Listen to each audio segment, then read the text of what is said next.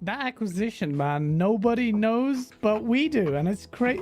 Oh, we're live. Hey everyone, welcome to Go Live. This is going to be an excellent show. You know, look at this. Look at this panel. Just look at this panel, man. I'm too hyped. You don't even need intro. Go straight into it. Nah, we're gonna get lit.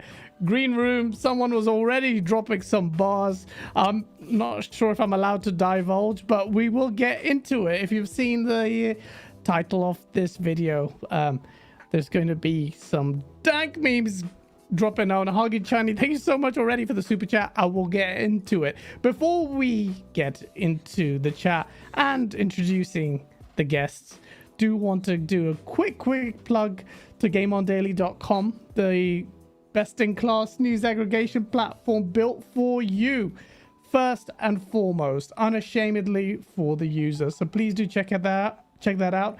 Also, you can find this podcast on Spotify and Apple and all those other things. Google, maybe? Acer? I don't know. Do we? Are we on Google? All the good ones, yeah. Maybe some of the first. Somewhere Apple in the Podcast somewhere on the and internet. Spotify. Or something else, and Pornhub. But wow, yeah, do check us out. you see my face on Pornhub? Oh my god! But yeah, do definitely check us out there if you can't catch us live. But this is the way to catch it, so you can see the dank guests in the flesh. Before I introduce them, though, let me introduce my partner in crime, who is the more saucy one, yet the world doesn't know. Asa, how are you doing, man? Co-founder and co-host. You good? Yeah, I'm really good. And I just want to get ahead of things and remind people that I don't comment on rumors and speculation. So I don't know, I might be quiet. No. You see, we're wearing the same little shirt. We're wearing our, what's it called? Control T, but black and white, yin and yang. This is it. This is how we work, Asa. Yeah. It's good, man. Listen to the balance. I'm the evil one. You're the nice one. Maybe that's what people think, but King knows the facts about Asa. He knows. He's just smart, too smart. He knows the reality of it. But don't fall for Asa's good guy routine. If you saw him on Big Cloud show, he was dropping bars on Big Cloud show. That's the real Asa was coming out of his show. But yeah, ladies and gentlemen, I have the absolute pleasure of introducing these two lovely guests. One guy looking very serious right now, Mr. Mads, for the Polish sensation. How are you doing, man? Yeah, I'm all right. Thank you very much. Thanks for the invite, as always. Nice topics, as I can see you've got. Great panel. You know, King David is with us here today, so he'll be dropping some bombs for sure. We are so looking in the forward presence of His Eminence. So, and you two, me and King, the fusion dance will be crazy as always. As always. Yep. I don't know how that works with you, King. Does your beard go gold? No. Okay, my eyebrows. Your eyebrows. Someone Photoshop that. Yeah, please give me some sand blue beard with gold eyebrows, please. Colt's in the chat, so Colt's already working on that. He's dangerous with those memes, if you've seen it. Last but certainly not least is the prominent member of the Iron Lords, King David, always a pleasure having you on, man. How are you doing, brother? I'm fantastic. I want y'all to know that I'm always 95% right. Ace is 96% right. So he has that 1% over me, and I'm trying every day. I'm trying to claw back at that 1%. But today we have some spicy topics. I'm so happy Mods is in the place. Little known fact. Mods was my first international sale. He purchased a t-shirt from us, and this is when I was personally shipping it. And I hear my voice. Somebody got me on reverb. I hear me. And then I was like, there was like customs. I was going through the customs thing, so I'm texting Mods back and forth because that was my first, declaring customs and stuff like that. So he walked me through it. But to know that we reached someone so far away, but yet we're so close, is unimaginable. In my wildest dreams, I never thought that would be possible. And the fact that he's here and he's a really good friend, and his information on his show is really great. I encourage everybody to go to his show and just tune into this guy, because I really love this guy. Okay. I also like how Matt, you don't seem phased by, inevitably when you report positive stuff on Xbox, some people come out of the woodworks. They fire shots, but they seem to bounce off of you, just like, yeah, let me carry on. I got used to it, like 5 years on YouTube, man. I mean, you have to have a thick skin, if you know what I mean. And yeah. I tend to ignore like idiots, so It's a good thing. I'm trying to get there, but part of me likes it. The only thing I learned, right? I mean, not the only thing, but one thing I've learned for sure is that, it's actually a waste of time to talk with people that don't necessarily want to have conversation. They just want to, one-sided. Yeah, one-sided. Exactly. Yeah. Like I saw. So what is that? Vodka? That's a good vodka drink. That's good. That's clear. My God, this guy is strong. Pure vodka. Jeez. And you disguise it in a water bottle? That's not what. I do the same. I do the same.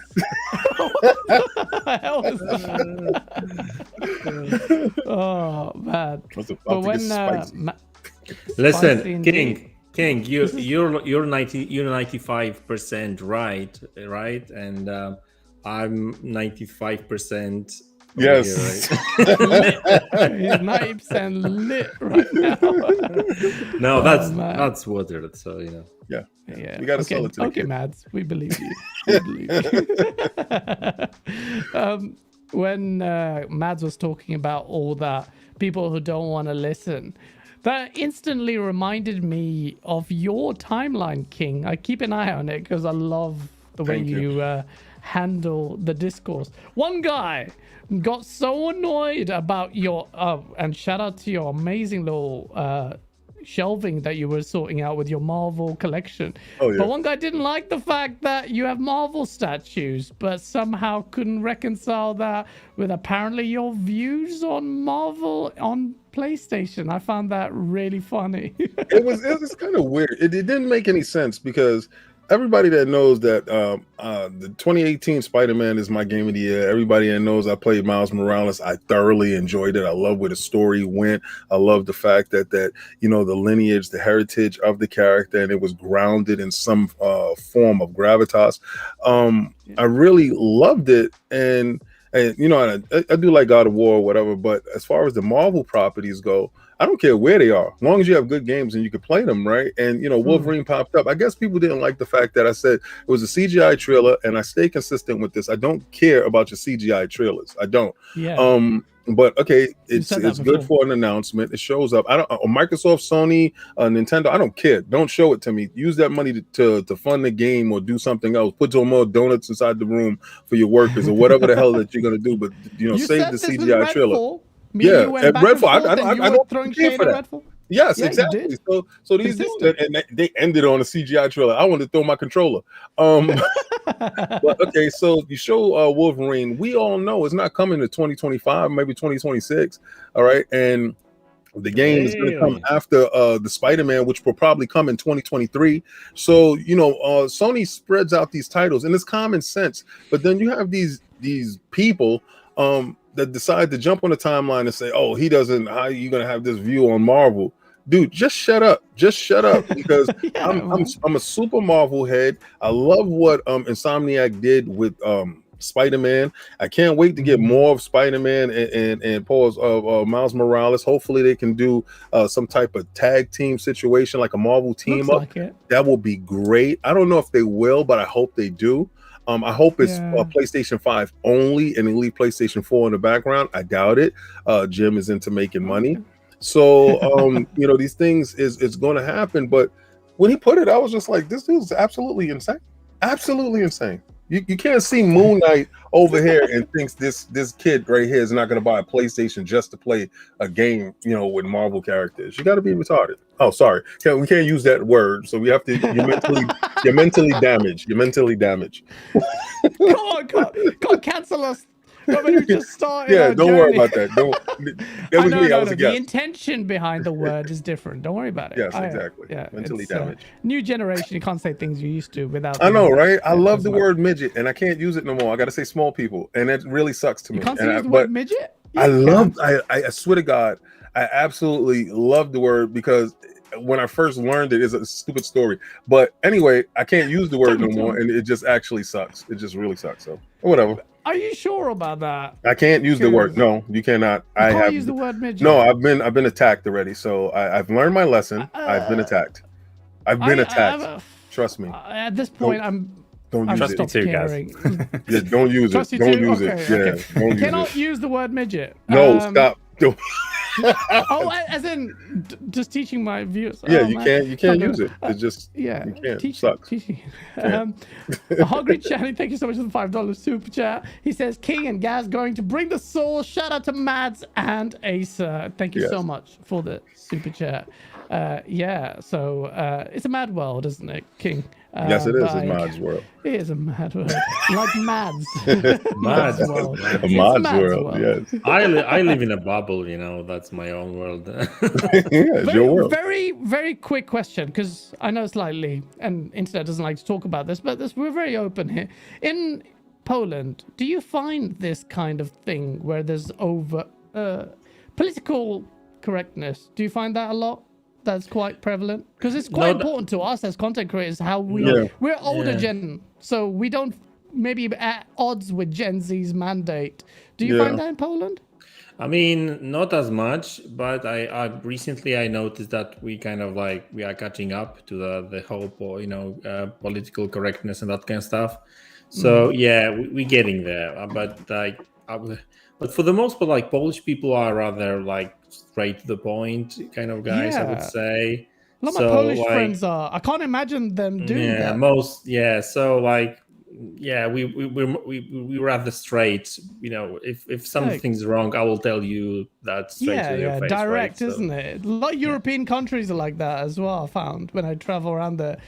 And I find it easier. Obviously, different, you know, folks. we're still trying to be like polite in a sense that we don't want to offend anyone and stuff. But like, that's where it comes from. If you suck, you suck, right? That's the way it is. It's true. I want to know at what point we became so soft. I don't know, man. I'm the little kid that was running in the fire hydrant when it's blowing at you full blast, and I'm trying to drink water. So I'm like this little crazy kid in the street having fun, you know. When did we become so soft? I remember kids scraping their knees, getting up and still running, or breaking their arm and all right, guy, I got next. Like but broke my nose, broke my arm. Why do you think it looks so big? Got septorhinoplasty, still gonna help. You put something on Twitter and you break their feelings. What happened? I don't know. And I find it hard to reconcile that sometimes. But then I can use the source as an excuse as we break those barriers down. My feet. Thank you so much. Oh man. But I love this, especially the one where you had the reporting from the actual console war and stuff. That was nice. That was nice. I must have watched it like 20 times and stuff, right? Oh man. Well, my narcissistic self loved when he was doing the whole Exorcist joint, and he pulled out the book, and I was at the book. I was like, "Oh, this guy is great." Everyone loved you in the Book of X, man. I love that whole thing. I swear. I said his production value is really good. His entertainment value is supremely high, and his comedic spot on is so beautiful. Your eye for talent in that situation is spot on. It's really good stuff. It's really good stuff. If y'all don't see it, please do see it. It's really good stuff. It's all in joke, though. All in jokes.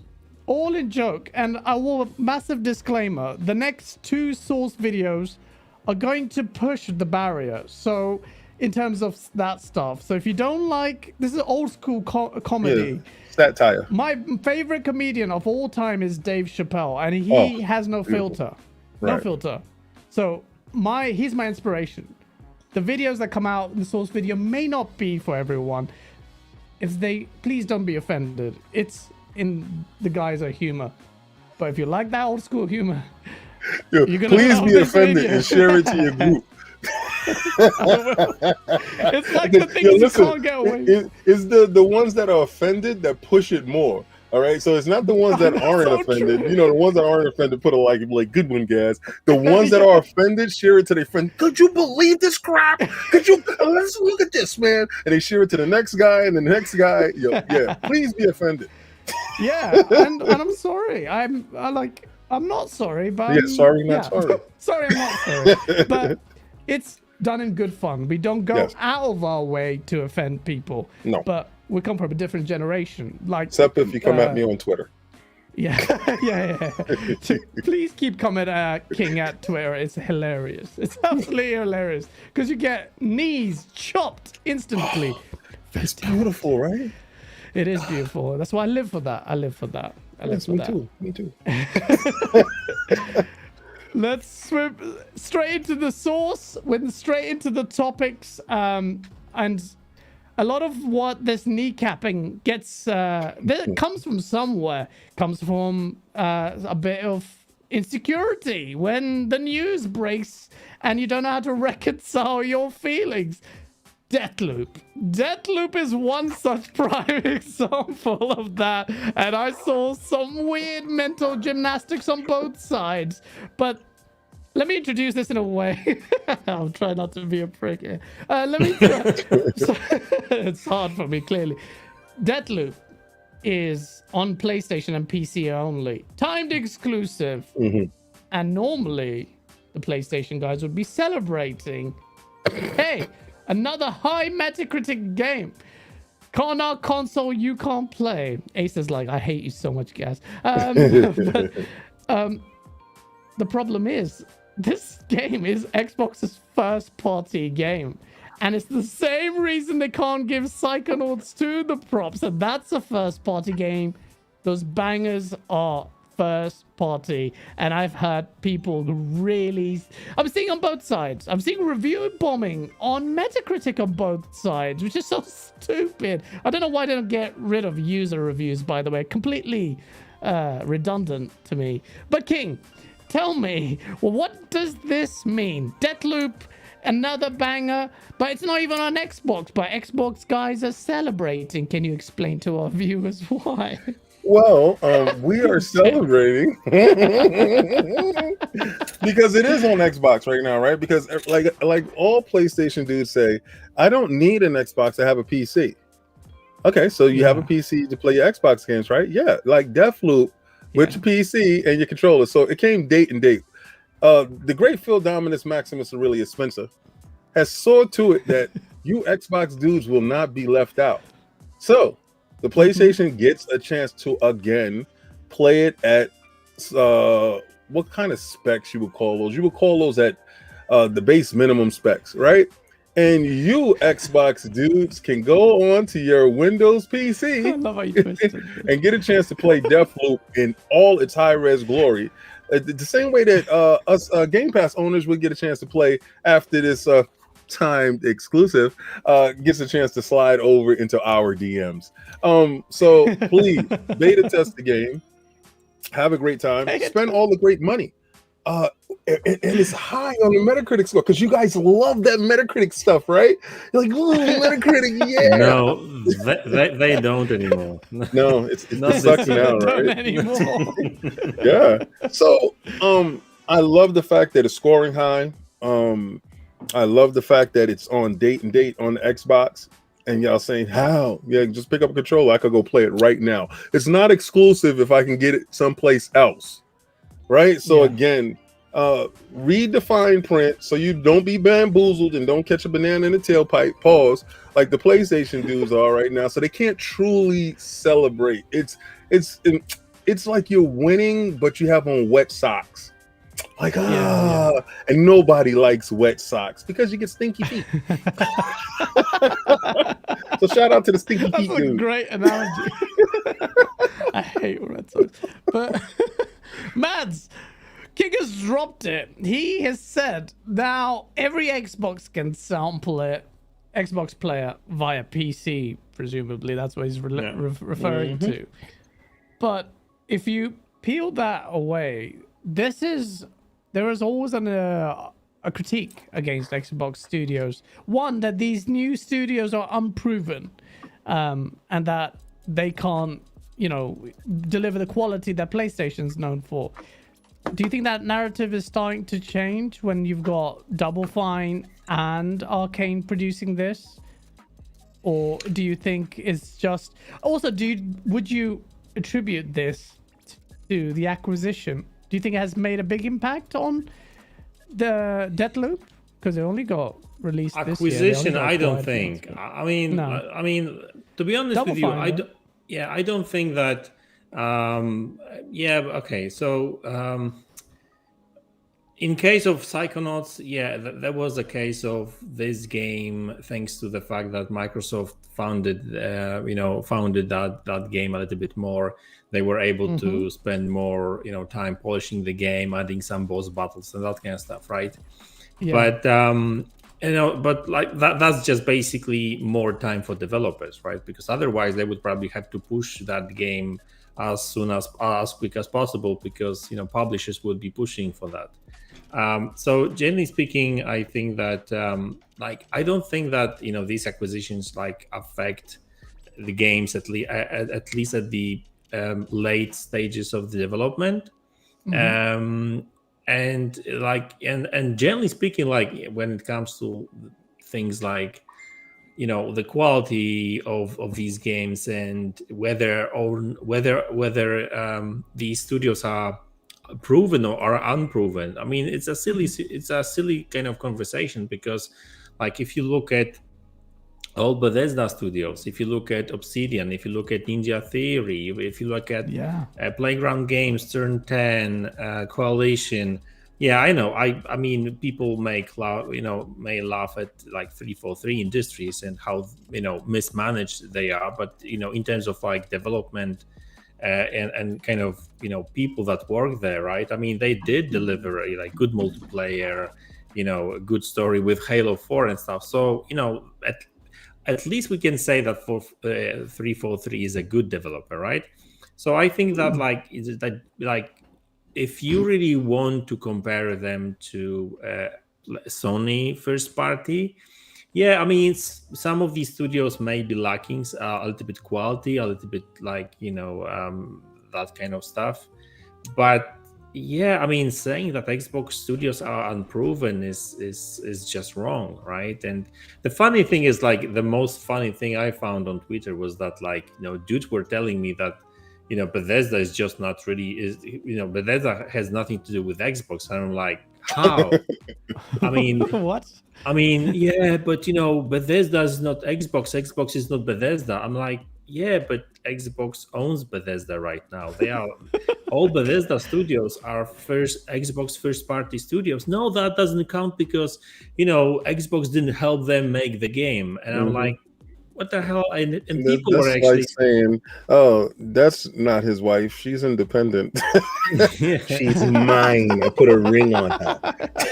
It's just ridiculous. And some a sick analogy, because I was going to go into the independent point, but you're right. They belong to each other. She's mine.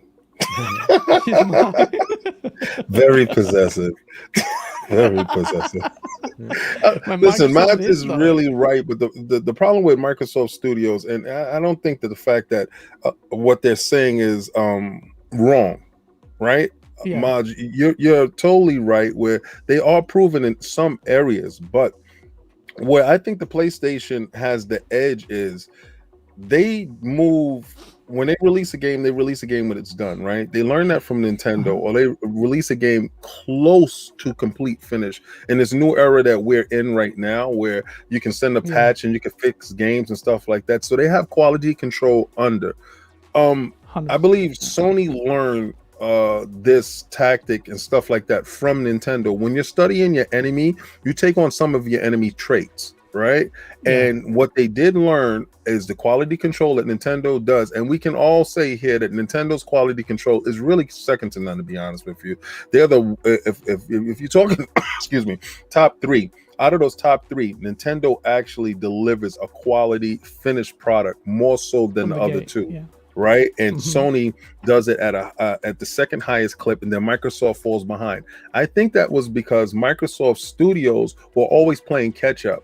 Now, with this abundance of studios that we do see right now, I do believe that a lot of these games is going to have the time to get that second win, to get that finished track, not to be pushed out there, because they do have other games that are in the queue. Like, I've seen a lot of games that's inside my DMs that Microsoft is working on, and these games will have time to be cooked properly, like a PlayStation single player experience.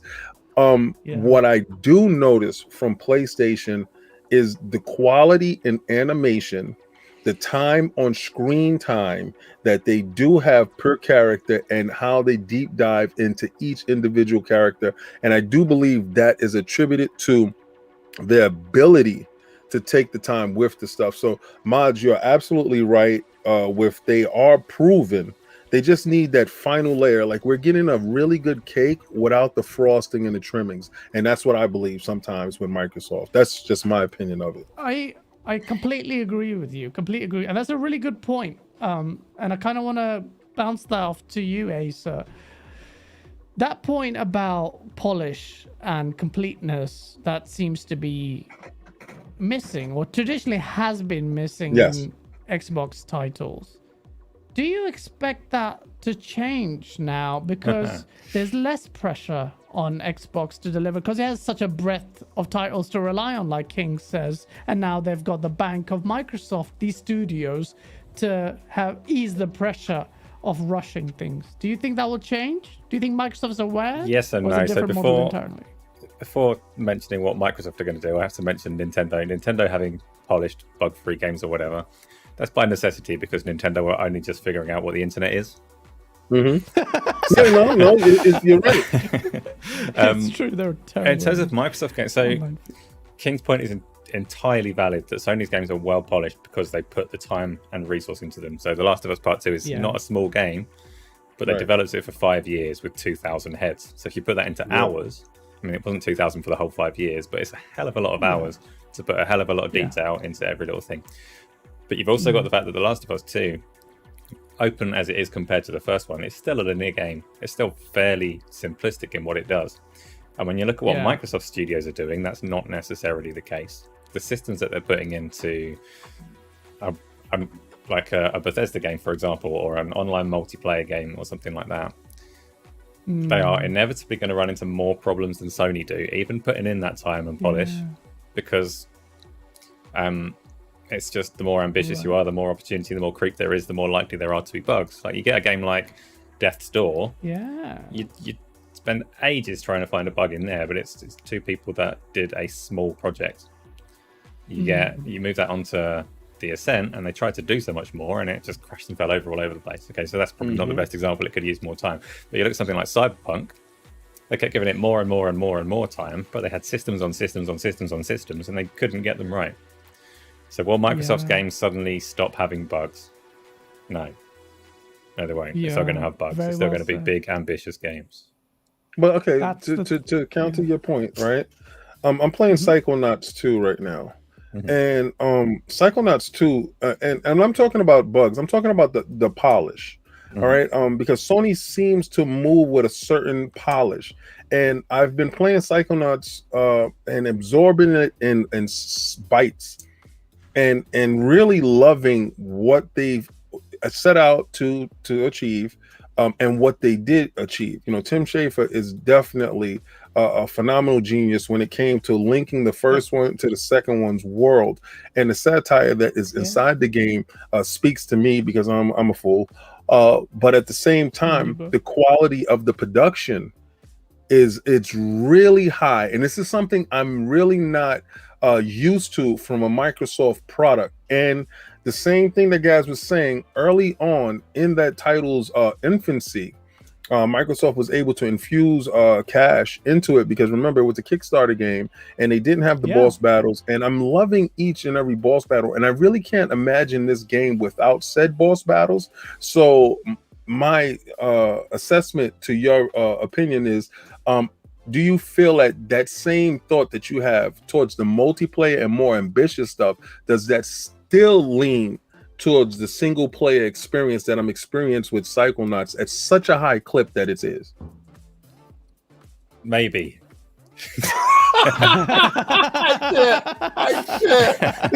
No, you're right. So I haven't played Psychonauts myself. So I take your word for it in terms of the polish and level of detail. The example that I have to come back to every time, is going to be things like The Last of Us in particular, just because we know the numbers on that one. Can Microsoft put that level of detail into a project on that scale? They can, but were they? Is that what fits the Game Pass model? Is it worth that investment to put that many people, that many hours into a single game? I don't know, maybe. Hope so. Maybe. They are, at the very least, we know that they're going to expand the scope of what they do. They've got studios that they didn't have before. They've got a ton of studios. So not every game is going to be a massive, ambitious systems on systems, probably going to have bugs kind of affair. I'm not saying that Microsoft games are going to be bad, by the way. Anyone listening to what I'm saying and thinking that I'm anti-Microsoft games here, the opposite. I love that they've got this diversity and that they're ambitious in what they do. And I'd rather see an ambitious game that has a few flaws than something that's just playing it safe and simple and doing the minimum. And they're going to have a diversity of games, so of course they're going to have some that are polished, some that are. I just don't expect that much will change with, for example, a Bethesda game. They're notorious as Bugthesda. That's never been a lack of attention to detail, though. That's just ambition. Ambition, so. I agree. Yeah, that's right. It's interesting, you're absolutely on point with the system on system stuff. I'm expecting the same kind of, say, problems or niggling kind of issues with Starfield, with Elder Scrolls, with Avowed, because they've got these... and I used to communicate this badly when last gen, and I would say, PlayStation, you guys, it's easier to... Well, actually, I'll still stick by it and say, as a non-dev, it's easier to build these linear single-player games than what Microsoft does with these multiplayer, co-op games. It's harder to get just to get multiplayer right and be engaging is much harder, in my opinion, than a single-player linear story-based game. I get to say this, right? And I love the fact of God of War, right? Let's take God of War as the template, and let's take Gears of War as the template, right? So you have God of War, which is a single player experience, story-driven game where a whole bunch of cue points, you go inside one room, clear the room out, and you move on to the next room. Gears of War takes the same premise of you going inside one room, clearing the room out, but you can do it co-op. Right, and in some instances, you have your AI, and you have a lot of things going on. I think to Ace's point is they look at the Sony proposition and say to themselves, "How can we go above this?" Right? And to aspire to be great, sometimes you reach for the stars and you don't quite hit it.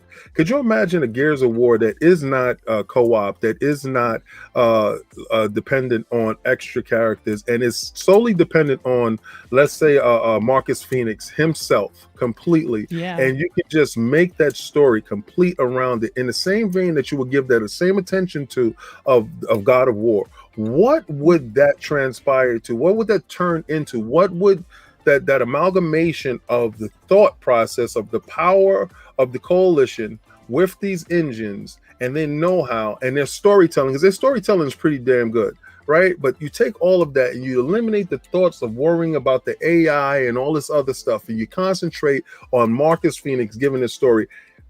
I think they can achieve that same level. I think Asa is right. They see stuff and they say, we want to go bigger, better. Yeah. And sometimes bigger, better is at your detriment, and it doesn't give you that final polish, because sometimes you say, look at my AI control character and he's spinning in the corner, where you don't have that problem when you're saying God of War. Just right now, we just got Atrix, we got Loki introduced into that world.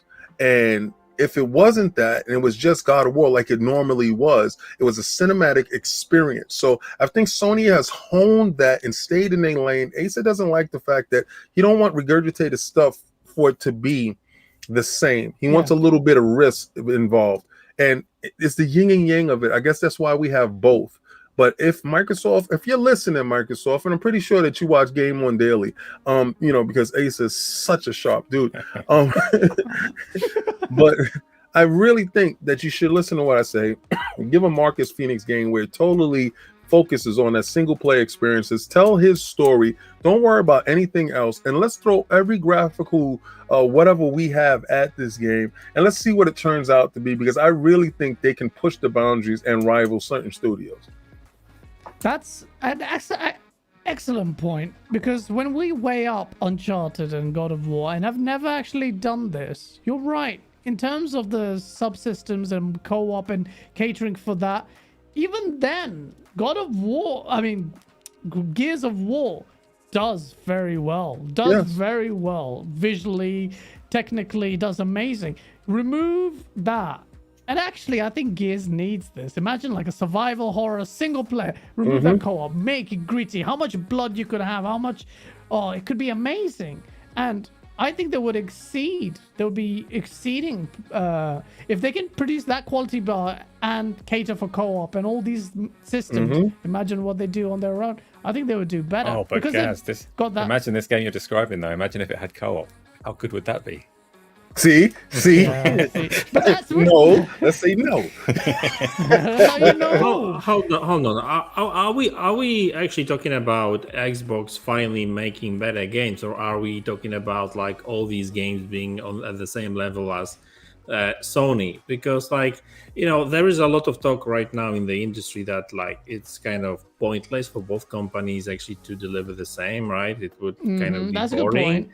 So I thought that initially I thought we were talking about how Microsoft is going to influence these new studios that they bought, like Bethesda, Obsidian, Ninja Theory, and that kind of stuff, right? And my feeling is that nothing is going to change from their own internal kind of procedures in the way they approach game development, right? I mean, because my point was that a lot of people were kind of throwing some shade at me that for saying that these studios are unproven. I mean, they are proven, really, right? But the point I was trying to make is that these studios delivered a number of games already, right? So we kind of know what they are capable now with extra money from Microsoft and more time to deliver new games. These games should actually be better, right? But on the flip side, so that's a good influence of Microsoft. But on the flip side, Microsoft is not going to be telling these studios what to do and how to do stuff, right? Because that was another argument I had a couple of days ago with many people that some people thought that for example, Arcane, right? They all of a sudden they will forget how to code and how to make good games once they under Microsoft, right? Which was funny to me, right? So to be honest with you, I don't even want Microsoft to follow Sony's step, right? I mean, I get it. Yeah. Lord Cognito wants that, this one game, fully cinematic, Uncharted. And me too. One or two, but I don't want them to make bunch of games like that. At least one. Yeah, one, two. That's enough. You got 36 studios. Come on, man. 10 of them to do that. Listen, I feel what you're saying, right? And as Xbox owners or how can I say it, the console of choice. Because I'm pretty sure that a lot of us, even if we don't want to admit it, we all have a lot of consoles, right? And as a console of choice, where you game mostly or whatever, we want those single player experiences. Now, let's not lie. Senua Saga was, really, really pretty good. All right. But again, was it on the same level of The Last of Us? No, it wasn't. But remember, it was made by a smaller studio at the time. Ninja Theory was trying to claw their way back into the situation. And yeah, we like Heavenly Blade, and we thought it was going to be something of that nature, but it wasn't. All right. And it was a more cerebral type of a game. And I believe that was because of budget constraints. I don't think they have those same budget constraints now. So I think we're going to get a Hellblade 2 that is in a different vein of what everybody is imagining, to be honest with you, because it's when you do things out of necessity, you make moves out of necessity, and that game was done out of necessity and it looked great, and they went back and they prettied it up waiting for the next one. I just say this to say they have at least 36 studios, some split from 2 studios split into 2 or stuff like that. You have one studio that has 4 different studios within inside. Please just take 5 or 6 of those studios and work on single player narrative games that you can do episodically in some form of fashion and to fit the Game Pass model. Because as business people, and I know we're gamers, we don't have to think about the business end. We should not worry about Microsoft pockets. But again, let's be realistic. We are all adults here. Let's look at the business model. We can't ball till we fall. We have to have some form of structure. I hope that Microsoft does try to emulate Sony in some aspects, because I do love some of the Sony products and how they go about it. And I do want Sony to emulate Microsoft in some of their aspects as far as multiplayer games go, because I don't think that Destiny should be their full, safe place just for multiplayer games. And or Call of Duty, I think they should develop their own titles, because people have been looking for SOCOM for years. There's a reason why they look for Fractions. There's a reason why they look for these games. So these games need to be produced on a Sony PlayStation situation. So when Sony guys scream for it, are they wrong for screaming for it? No. Microsoft isn't wrong for guys aren't wrong for screaming for the single player experience. So I think both companies need to buckle down on their deficiencies and shore up those aspects of it. But I want that stuff, mods. I really do.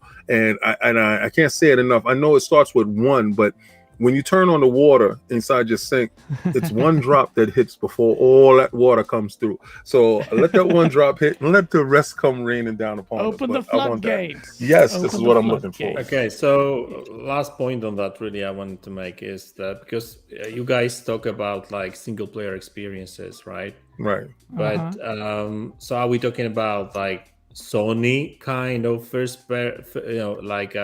single player experiences? Because like if you look at Bethesda games, right, Prey, Dishonored, they are not really a multiplayer games. Avowed, Fable, third person single player games. Like third person. These are all single player games. So there's I think it's more than single player. It's more the third person.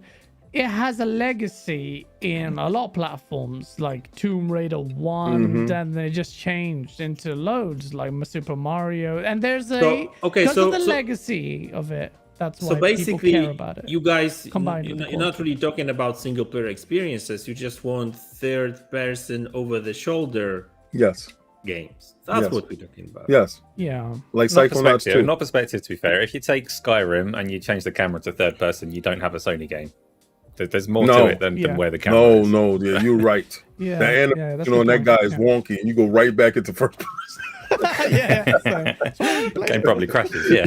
You're like, oh no, hell no, get this guy out of here. No, it's more than perspective. You're right, Ace. It's more the mechanics of it, and I know there's a balance there because I'll be honest with you, Microsoft, in my opinion, can more easily do what Sony's doing than Sony can do what Microsoft's doing, because multiplayer isn't easy and it's struggled, in my opinion, for like 3 generations. Yeah. Killzone 2 may be the outlier. I still think it gets a bit very overrated, but You can come at me. Hogrid Channy, thank you so much for the $10 super chat. He goes, are Xbox developed games really not polished? Only one that comes to mind is Sea of Thieves. Are there other developed by Xbox, not second party, that were not polished at launch? Asa, I mean, most of the... We're talking about. So, does Microsoft have any games to talk about? I mean, if you look at something like, I was going to say that. To be fair, they haven't had their studios pumping much out for us to even say like they do or they don't. If you look at something like Wasteland 3, it was published while Microsoft had In Exile, but it was mostly developed before they were acquired, and it is a horrific, buggy mess. Okay, it's like an interesting game, but the amount of problems that I've had playing it, no, Microsoft games don't release polish, and it's not a great example because In Exile were acquired towards the tail end of making that game.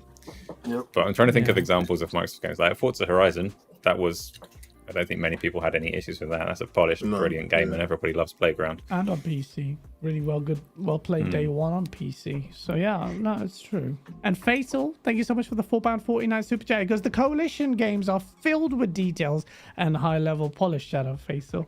I'm not worried about the graphics of Ninja Theory games and details. Spot on. Ninja Theory gonna smash it.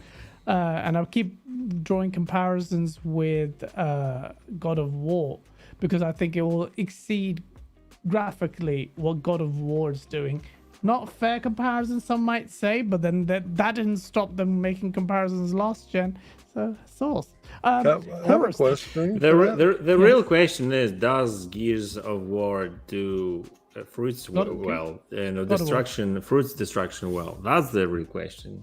Yeah, I have a question. Because I love Quantum Break, right? Yeah. And I thought Quantum Break was Microsoft's real hard attempt at cracking the Sony's cipher, right? And I really think they came really close in that.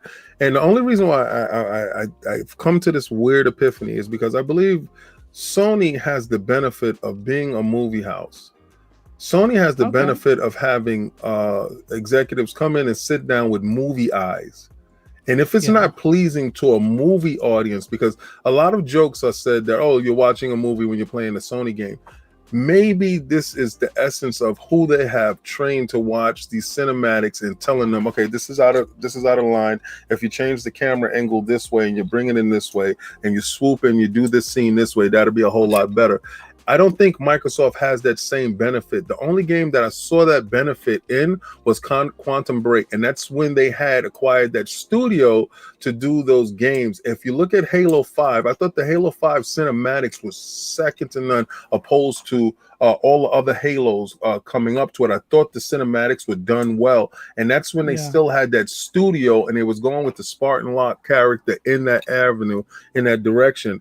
I think Sony has a distinct advantage when it comes to these games because they have movie eyes, those people that sit down and go over scenes with them. And I don't think Microsoft has that anymore when they lost that studio. But the only game I can bring into mind, and I know it's a little buggy mess, Asa, but Quantum Break was definitely the game that I can lean back to because I loved every aspect of it, how the powers was used, the story, how it was done, the people that they used involved into it, and how they connected it to like a TV show that they was going to do. It was really good for me.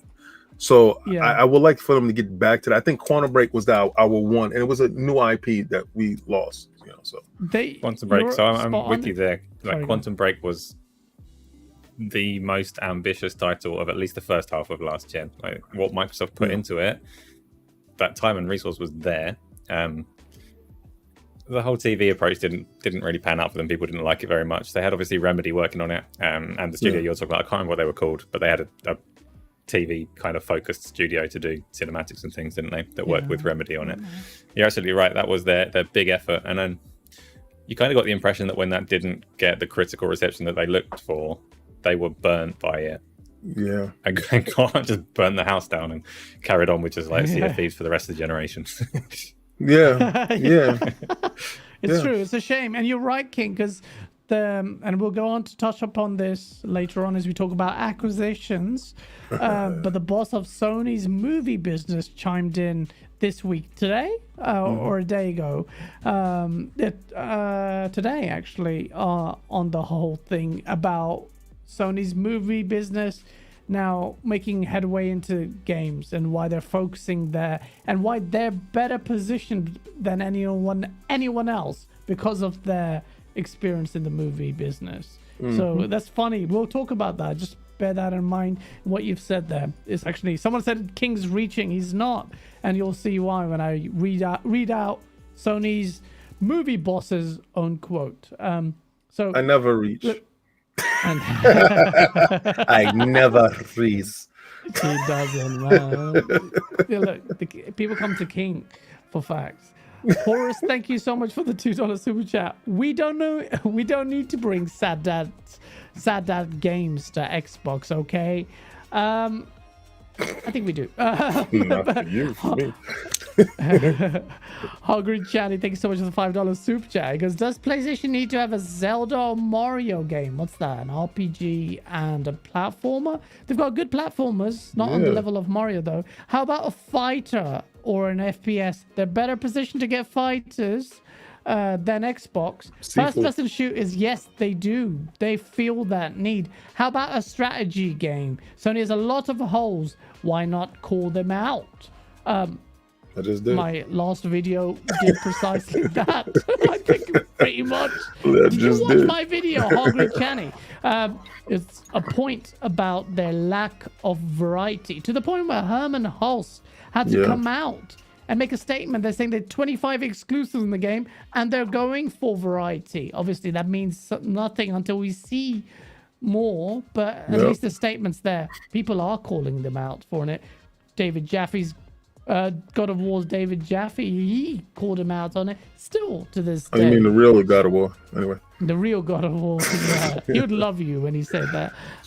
You should have him on, but he curses. I love that guy. He is the only guy that I have been championing to have on IOP. To be honest with you, I really, really love that guy. I really do. I love his aspect. I love his thoughts on everything. I think we're going to have to do like a special IOP after dark. Just to have him on, but I don't care. I won't have sleep that night just to have David Jaffe on. I love him so much. I love what he did to my PlayStation. He turned my PlayStation into that rockin' box. Pause. And I love his work. I really do. Yeah, I really do. Yeah, man, he's amazing. He's amazing. And when we had him on our show, he had no filter. And Asa was more red-faced than when he had that red wine. But it was hilarious. I was looking at Asa. Asa was like, Here we go. It was something else, and I really do attribute to some of my best childhood memories for gaming. Twisted Metal Black, I played the hell out of that. Days. Beautiful stuff. Great games. Master Clown has become part of the GameOnDaily family. Thank you so much, man. You've joined the winner's circle. And I keep saying we've just begun, but we have just begun. So thank you so much. Means a lot, man. It really does. Donataka, thank you so much for the $5 super chat. He goes, Nintendo's the only one with the equally amazing multiplayer experiences as single-player experiences. Xbox and PS5 will balance it out in the coming years. Yes, they do. Really to a certain degree, yes. Yeah, really do. Smash Brothers. Yeah, Smash Brothers. You have Mario Kart. You have Mario Party. You have Mario Tennis. A lot of these two-player games definitely excel in that space. They know what they're good at, and they stick to it. Mario Soccer. It's if they do it, they do it, and we can't deny it. Maybe it's not 4K 60 frames per second, and they understand, like I said, necessity dictates what you're able to do, and they have limitations, but they use their limitations as a positive and not as a negative. And they do a lot of things in their space that you're like, I can't believe they achieved that with this hardware. So again, kudos to them.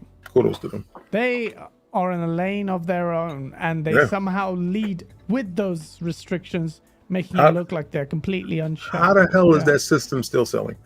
Is there nobody on the planet that doesn't have this damn console? Who's buying these consoles twice? Like, what is OLED now? OLED, screen now. So this is nuts. It's nuts. It's mad. It's Nintendo. It's insane.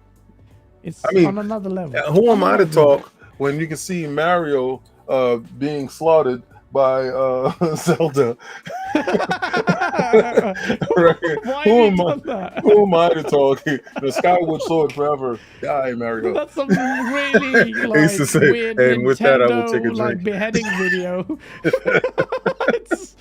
Just needs like a black flag with some. Okay, that's too far. It's like an ISIS video, but Nintendo. Whoa. Whoa. Next.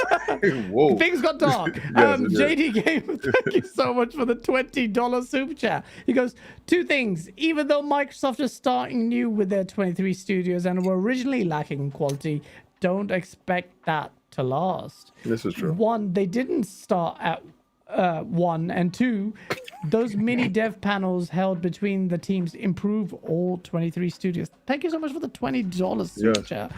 Yeah, it's the shared tech. And they're doing that. The cross-pollination between studios. If we don't know to what extent, but we hear about it, like the Sea of Thieves water tech being somewhere else, and the scope is mad. If there's a lot of cross-pollination between these studios, they'll be untouchable. Well, shout out Kids Move, always warring in Twitter. Yeah. What's that, sorry? I think it's forced. I think they are forcing, because a lot of times studios become introverted and don't link out and don't ask for help and stuff like that. Yeah, islands. Yeah, I think the cross pollination is a forced project that is introduced through Microsoft. They bring the top heads or whatever of those studios, and they sit down and they powwow. And what happens is you link, you talk to somebody else, and if you see something that you saw, like, oh man, I really like how you do the dialogue tree, like we have with the Coalition, and that we had them on, and they were talking to other developers on to get that dialogue tree inside. So maybe if you are working on an RPG and you want to use something of that, of the Outer Worlds type of dialogue tree, and you can get that inside your game, and they can work you through it. I mean, it's easier to talk to somebody that's done something before than for you to figure it out on your own. I know it's more accomplishing. It feels more substantial in your win when you do it on your own, but it's no you can't feel ashamed to get help. You understand? And I think they're breaking down those barriers, because I believe all Sony studios, and this is just my thought because we've never heard it, I believe all Sony studios actually talk and intermingle and give tech talk to each other. And I think they been sharing tech for a long time. I just think Microsoft had their studios separate, and I think they saw that as a detriment, and they started working closer.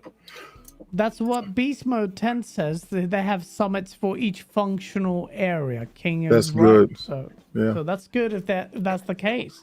Kids Move, thank you so much for the $5 super chat. He goes, what's up, King Gaz, Ace of Mads? Will Xbox break hearts again next week? Yes. So what's next week? He knows what I know. Next week is next week. He knows what I know. Oh. If he says next week, he knows what I know.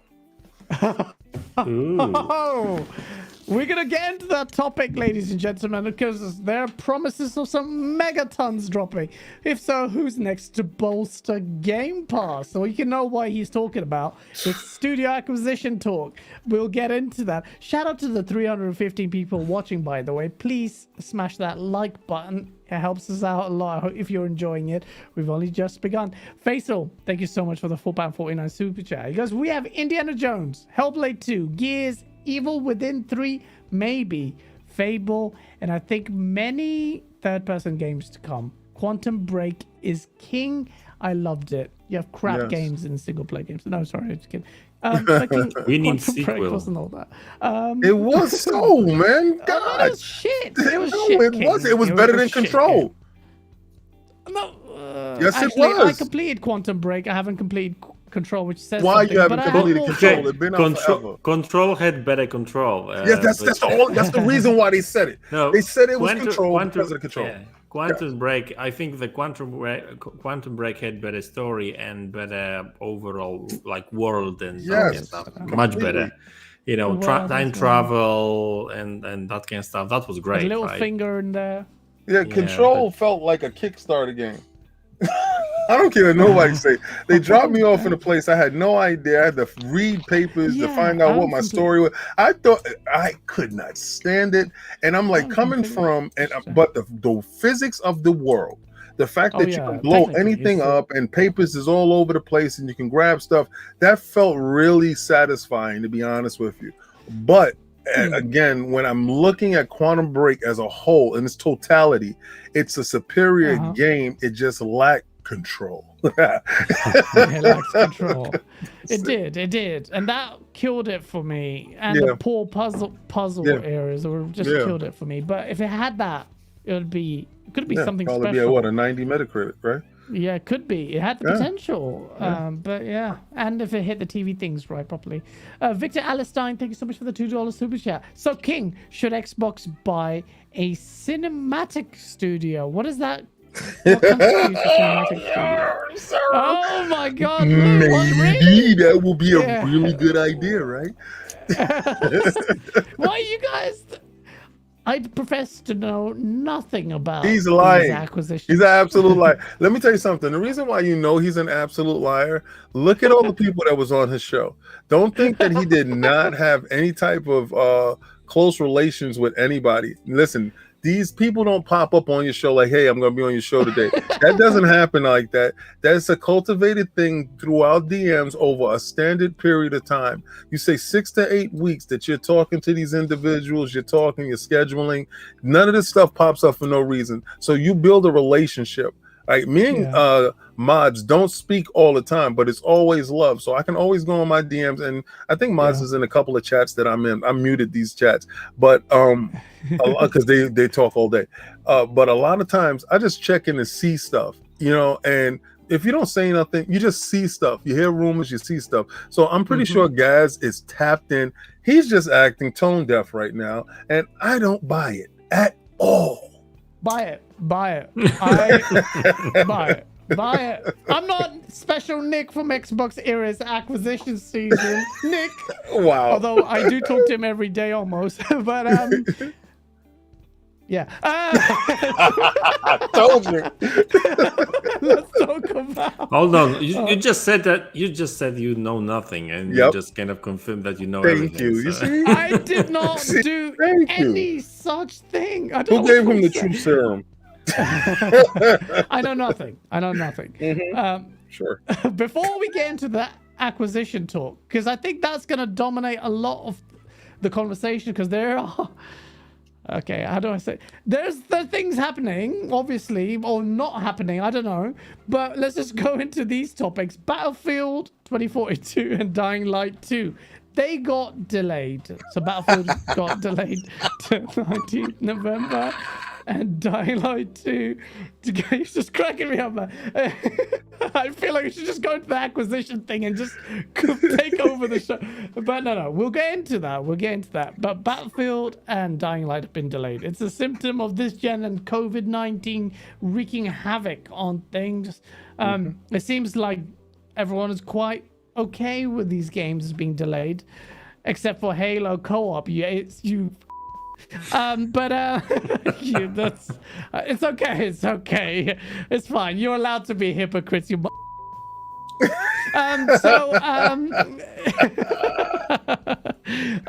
So yeah, Battlefield 2042 has been delayed, and Dying Light. What's your position on that, King? King, you're also the non-delay Halo Brigade. Which broke my heart. It broke my heart. Get over it. But are you okay with these two being delayed? You're okay to be a hypocrite? Well, I mean, okay, so you're gonna call me a hypocrite, and you're gonna say these two games are being delayed. They're not being released in segments, right? They're not giving me a single player game in Battlefield and saying, okay, you got to wait for this multiplayer aspect of it, or none of that nature, right? They're not doing that. Actually, they told you there's no single player in Battlefield. I don't care if you're booted out of the solar system. I mean, because I play, the single player games. I want the story. I want to know what's going on here. So yeah, I will buy Call of Duty over you, and I'm pretty sure that they looked at the pre-order numbers. Yes, I will, because you know why? Because Call of Duty has a single player story mode that I can actually play that I like. I think they put their best tech in the single player aspect of it. Call of Duty does some mad stuff with the single player. I don't think they get enough shout out. Michael Bay type stuff.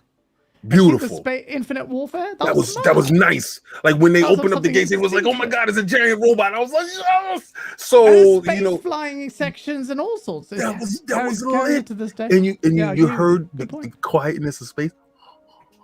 Yeah, you didn't get that in multiplayer, right? Why? Because you're too busy ducking from the shots from somebody that's sniping from. Anyway, really, I play the single player aspects of the story-driven game before I play the multiplayer, if I even touch it at all. So if you're giving me a multiplayer game that I'm going to be forced to play with my friends, and that's multiplayer only, I don't care. You can boot it to next year for all I care. All right, why don't you boot it until you find the single player that you can piece together through assets of the game. Hopefully we can get that. Dying Light 2. I always thought it was just a weird date. I thought December 2nd to the 9th was like a weird date. And if you needed to push it back so you can put it inside Game Pass, because we all think and heard a whole bunch of same stuff, because Microsoft money just slid in the back door. So we don't know what that means, with that aspect of that studio. Hopefully it does get done to that studio's perfection. But I'm not being a hypocrite. If they have aspects of the game that could be launched to me, it's my world, it's my bucks. I care about what I care about. I don't really care about the Halo multiplayer as much as I care about the single player campaign. So I care about that more. So if this Battlefield had a single player campaign, I'll probably be upset. If it doesn't, bye. I take that. That's your personal take on it, and if it suits you best, that's fine. Mads, what about you though? What do you think about Battlefield and Dying Light getting delayed? And I don't think we spoke to you about Halo Infinite being delayed. What's your view in light of all that? I mean, Battlefield is a weird one. I mean, it's not really long of a delay. I mean, it was planned for like October 2024, something like that. So so not really big of a deal, really, right? I mean, Halo. I mean, they're launching after Call of Duty anyway. So I'm not really bothered about Battlefield. But if you ask me which one I would rather play, I would say Battlefield, even though doesn't have single player and stuff. In terms of multiplayer, although I don't really play multiplayer games a lot, but if I play, I play Battlefield. Halo, I mean, it's still coming out this year, right? December 8th is cool. As for the Dying Light, it makes sense. I mean, like, let's face it, December is going to be all about Halo, right? Only one game is going to exist, and you will have campaign. Everyone will be talking about campaign for like a week. Once they beat campaign, right, and they will be cheering multiplayer and that kind of stuff. I mean, multiplayer apparently is very good. From what I've heard, because I didn't participate in the flights. Thank you. No beta boy stuff. Thank you. If he got the flighting, I'm pretty sure Mads would be playing, right, Mads? Yeah, I would. Yeah, beta I just boys. didn't. I just It's didn't the get beta the boys. invite. The beta boys. The beta boys. The beta boys. We'll put that in a source video. But I'll be a beta boy. Yeah, it makes sense. It makes sense to actually delay the Dying Light 2. So I wasn't surprised at all. I was actually when I heard that Halo is coming out in December, I was like, damn, I feel sorry for Dying Light 2, to be honest with you, right? That's what I like felt, right? But now, I mean, that's cool, right? So it makes sense. So I'm not really bothered about delayed. There's so many games coming out right now that like I can wait like a week, month or two for a game or two. So yeah, so much games, so many games to play right now. So Game Pass is lit. Thing. Yeah, especially on Xbox. Asa, crazy. Battlefield doesn't that delay? Doesn't it hurt? Because if it's October, closer to November, whatever, it's close to Halo. That gives you less time. Gives me less time to devote to one than the other. Isn't it a weird delay though? Quite a short one. What do you say to that? That's the only thing. That's the only concern that I have for it. So every game that's due to come out over the last year and probably well into next year gets delayed by a certain amount. They've given themselves a very small amount of time to fix whatever it is that's instigated this delay. So small concerns like, can you do a lot with like however many weeks it is? Like we had, I can't even remember. We had Joe Winter on, and he was saying that it's quite difficult as a developer to be given a small increment, because that's not really time to adjust course and do things properly. That's just time to kind of stick on some band-aids. So I'd probably have been more confident in the game with a bigger delay to say like, okay, we acknowledge that there's problems and we're going to take the time to fix them. This tiny delay is like, okay, we acknowledge that there's problems. Yeah, let's try. No, I agree with you. But we'll see what it's like when it comes out. I'm already more interested in Halo than Battlefield anyway. Like I've said before, Battlefield is spectacular. It's incredible. It's amazing. I'm glad they're going fully in on the next gen stuff. But I won't have that much fun playing it because there's just too much going on and you're too insignificant for me. I prefer smaller scale stuff where like what you do influences the result rather than the massive spectacle of Battlefield where you can have your thumb up your nose. It doesn't really matter what you do. You'll win and lose based on a massive team of like 127 other people. So play with me and how the tides of war will turn when you have one guy who knows how to have aerial dominance over the battlefield.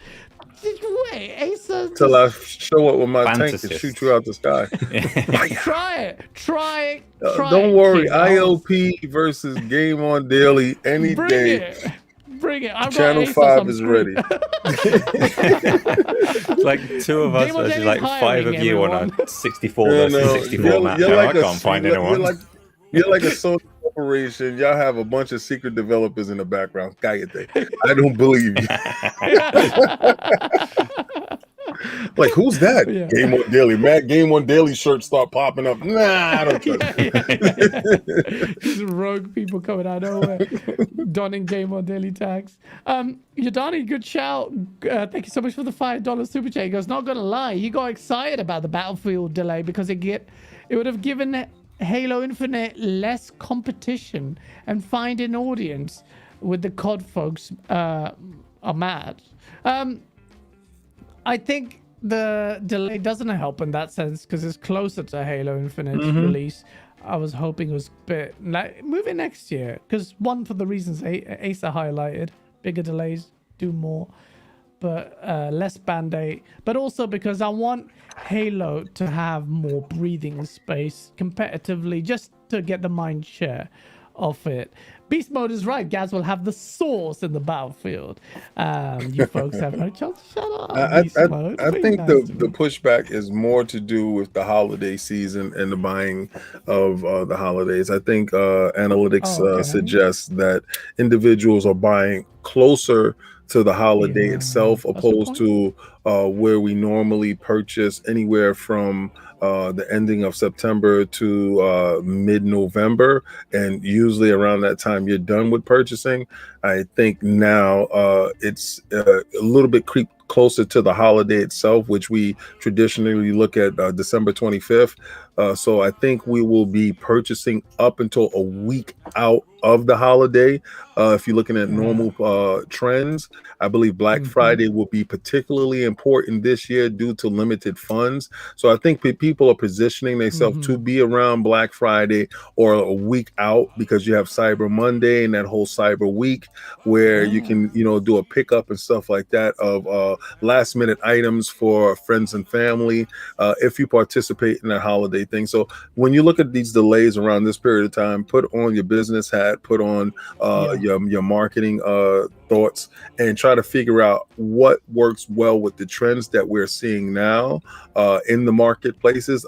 Buying didn't start ramping up now where it normally would in September. Remember, schools are getting back to some form of normalcy, so different things had to be purchased at this period of time. Was a little bit uncertainty. So going into this holiday season, you'll see some delays that can push it closer to last minute purchase type items. So that's what I figure Battlefield is.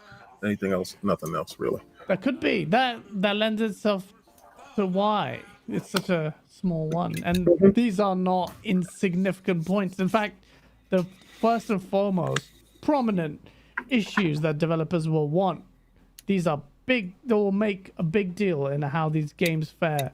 And we've seen games actually falter, great games that didn't take into account these key moments and these key seasonal periods. And I can name a few, but I won't. And Nvidia Geforce leak has the next one before we get into the acquisition season. But this Geforce leak, Lord King is praying to Ra. He's got the blessings there.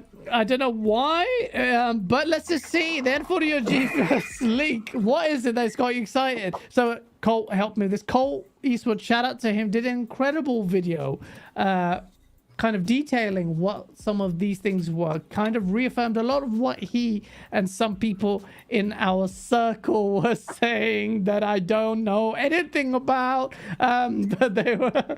So let's get into it. Colt's King stroking his beard. Let's go into some of these leaks. Let's talk about what's going on. Project Indus. It's a city builder civilization style game. Same studio that made Ashes of Singularity. I think, correct me if I'm wrong, chat, that was one game. Then you had Project Cobalt, which is from In Exile. Steampunk first-person RPG. And they hired a bunch of first-person combat studio leads. Something new for a studio that does typically isometric games. Variety, eh? But In Exile, flexing their muscles. Project Dragon. IO Interactive working on a 4-player, third-person Diablo-type game. Why you keep like cheekily smiling and laughing? You know. You said Microsoft. Didn't you say Microsoft in the beginning, right? You did. Didn't you? You labeled it. All right, good. I'm just making sure that you labeled it. Yeah, I labeled it as Microsoft. Microsoft, yeah, let's go. Microsoft title. Project let's call it Project Obsidian, or as it was referred to, 4th Obsidian team. Josh Sawyer behind Fallout. Xbox is busy. These leaks, this is an Nvidia leak. This is legit. And people are trying to separate because this is legit. Make it very clear. Let me make it clear. Things of when they're early, they have a lot of things that are in prototype stage or early stages, and they're named stuff. But that's part and parcel of this leak. King, you've been humming and hawing. Why don't you tell people what you know, or if you can? What do you think about this Nvidia leak? And fraud alert! I'm wearing my Sony blues. Ooh, this is for you guys. What's going on? Oh my God, y'all have the wet socks and the stinky feet now. Microsoft has no games, but Bayonet's up. They're on their way. And, you know, I love when these leaks come out, and I love when these leaks come out from hardware companies. Let's not get it twisted. Nvidia is a hardware company, and they have the leading tech that's inside the PC realm. For all you dudes that like to sit there and cap and say, oh, I don't need an Xbox, I have a PC. Well, listen, your PC's talking back to you right now. And you know what your PC's saying? We got Xbox games that are being developed right now. And these games are on their way. So, all right, so for leaks, this is what happens when you get a leak from a hardware developer. when they're sending stuff back and forth and they need middleware and they need drivers and stuff like that, they have to identify what they need these drivers for and stuff, or if they need help of sending a team over.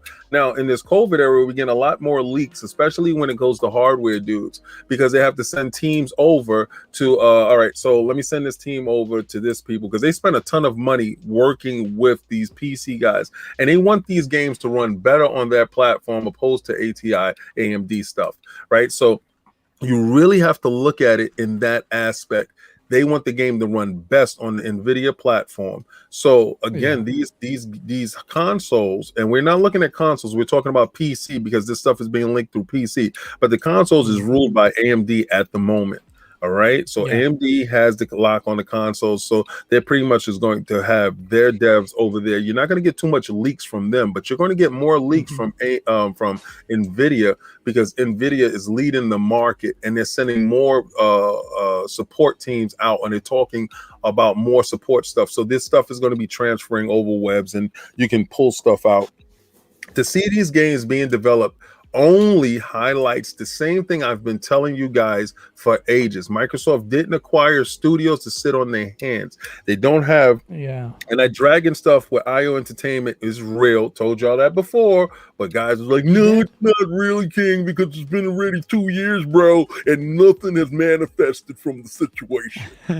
Well, the manifestation is coming to pass, and now so again, these games are coming. I expect games to be produced for console and for PC, but the fact that Nvidia has a little bit more leaks than normal is only because of how we're dealing with information during this period of time. You know, a lot of things is done over the phone, especially through text and email, to make sure stuff is jotted down and noted. And if they're sending a team out, I'm pretty sure that they have to be COVID checked before they get to said development house and stuff like that, so that these people pass certain protocols, so they're not transferring stuff back and forth. But this is par for the course when it comes to these leaks. I knew about some of these games. One of these games in particular really sticks out to me, and I know something about one of these games, and I can't wait to actually see it. Master Clown says King David knows a ton. Believe it or not, he's holding back. Oh yes, don't hold back. Of course I am. It's a affirmation of what a lot of people, I'm not going to name names because I don't want to get people in trouble, knew already or have known, and you've said it on record about, and you've named names. Now, Mads, you slid into my DMs. And aside from the nudes, there was this talk about some stuff on acquisitions, and I don't know if you talked about this. Well, actually, I need to be careful here. Who else talking about what with? But what do you think about this leak? Do you think there's credence here? Have you looked at the leaks?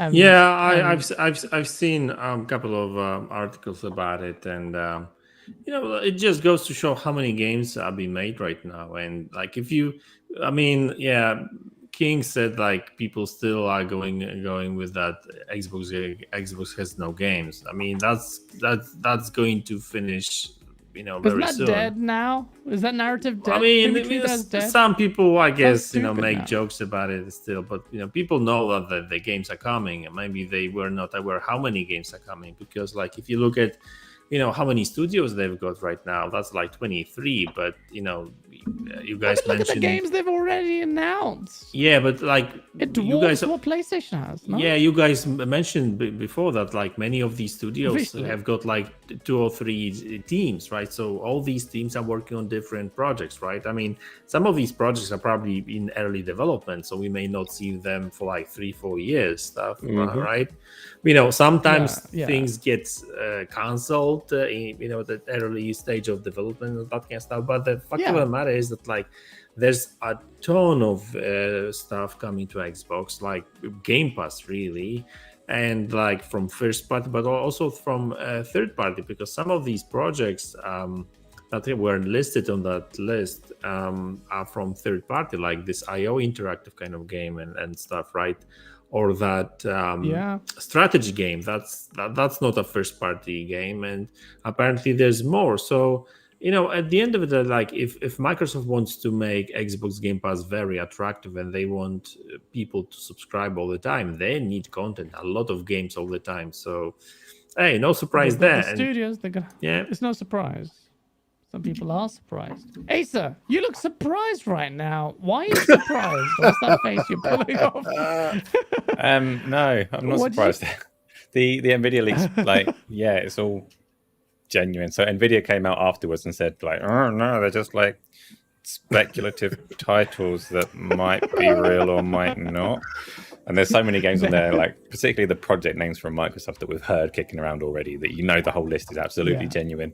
And I'm quite surprised that we're only talking about the Microsoft ones, because there were quite a few Sony games on there too. Yes, sir. I want to get into those. Let me talk about that. Yeah, I mean, if you haven't seen that list yet, take a look and see what's coming out over the next. I mean, to be fair, some of them might be a fair way off. So they're working with Nvidia very early in development. So you might be holding your breath for 2 or 3 years for some of the games on that list, but they are all coming. Are we going to talk about the other game? You're talking about the data mine? Tell me. You're talking about PlayStation games coming to PC, you mean, right? Actually, it's actually... I don't know about this. Oh, you're lying. It's actually interesting. What I'm telling you.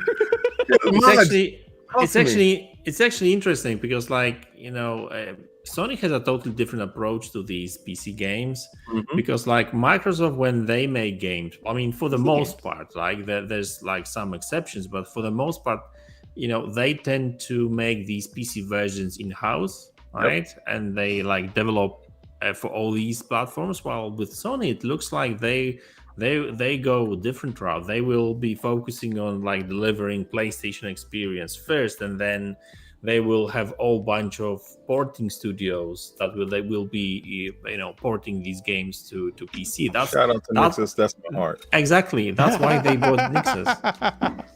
And Nixus is 10 toes down. I mean, 12 years into the game, Nixus is definitely giving a great effort forward. I just wanted to say, because I thought we would approach this topic in its formality. Okay. I told you God of War is coming. I told you what. You said that on our show. I told you it was. Said that on our show. Yes, I told you it was. I love the PC. Now, how Jim Dance moves, Ryan is moving, and I love his footsteps. I swear, he's the James Brown of this. He's doing such a phenomenal job. I might not need a PlayStation anymore, because I'm just waiting until we get to the part where it's date and date, sir. I could just put my DualSense and link it up to my PC and get all those wonderful knickknacks that you guys said that I can't. And you know what? I can do it at a higher resolution with real ray tracing. Man, I can't wait. Nvidia, please keep up the good work. Keep letting this stuff out and keep proving the king right. 95%. 95%. Raiden, thank you so much for the £2 super chat. Hey, panel and my big brother King. Thank you so much, brother. Raiden. What's up, Raiden? Shout out, Raiden. Bernard Miller, thank you so much for the $2 super chat. Shout out to the great show. Good timing with that. Nick's just putting in the work. I love them. They're my heart. They're beautiful. Can you imagine, King? Did you see the reactions to Uncharted 4 from some of the what do you call themselves? The something nation. What do they call themselves? Pegasus Nation. Yeah, I know. It's crazy. Could you imagine? I didn't say it. Could you imagine if we would have leaned into the Craig thing and we'd have been like Craig Nation? Like if we would have leaned into that. The fact that they looked at the ponies thing and was like, no, we're gonna take it to a step higher. What's better than a horse? A Pegasus. Like the fact that they said that. You guys are demented. I really gotta say it, but God bless. Listen, y'all giving me too much joy in watching you crash and burn. This is absolutely a complete train wreck. And you guys keep on going, and I love it. I fantastically love it. Thank you so much for all the good stuff. Y'all do it every day for me. I love it so much. Thank you. Asa's like, please don't bring it up. Please don't bring it up. Please don't bring it up. And I didn't. I kind of invited it. Thank you. And up jumps the devil. Hello. This is no shade to those people. It is shade. It is, and I'm mad because I've only heard any of their names. I've only heard any of their names because people like you keep talking about. Exactly. Know about these people. That's right. Shout out to Pegasus Nation.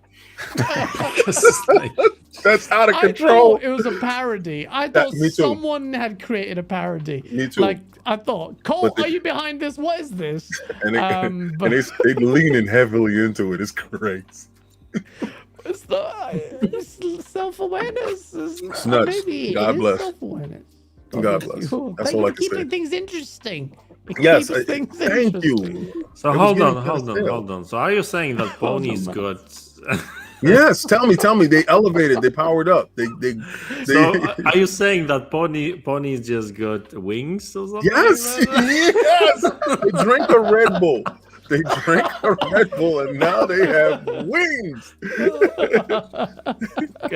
You can't make this shit up. No, you can't.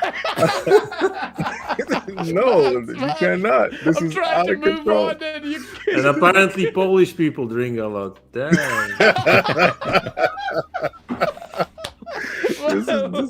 This is Why firing shots at Pegasus Nation, man? Dude, I thought it wasn't real until actually I saw it and I just fell guys, out. let's fly together, you know. Where's the bleach? Dude, I need a Red Bull. I need a Red Bull now.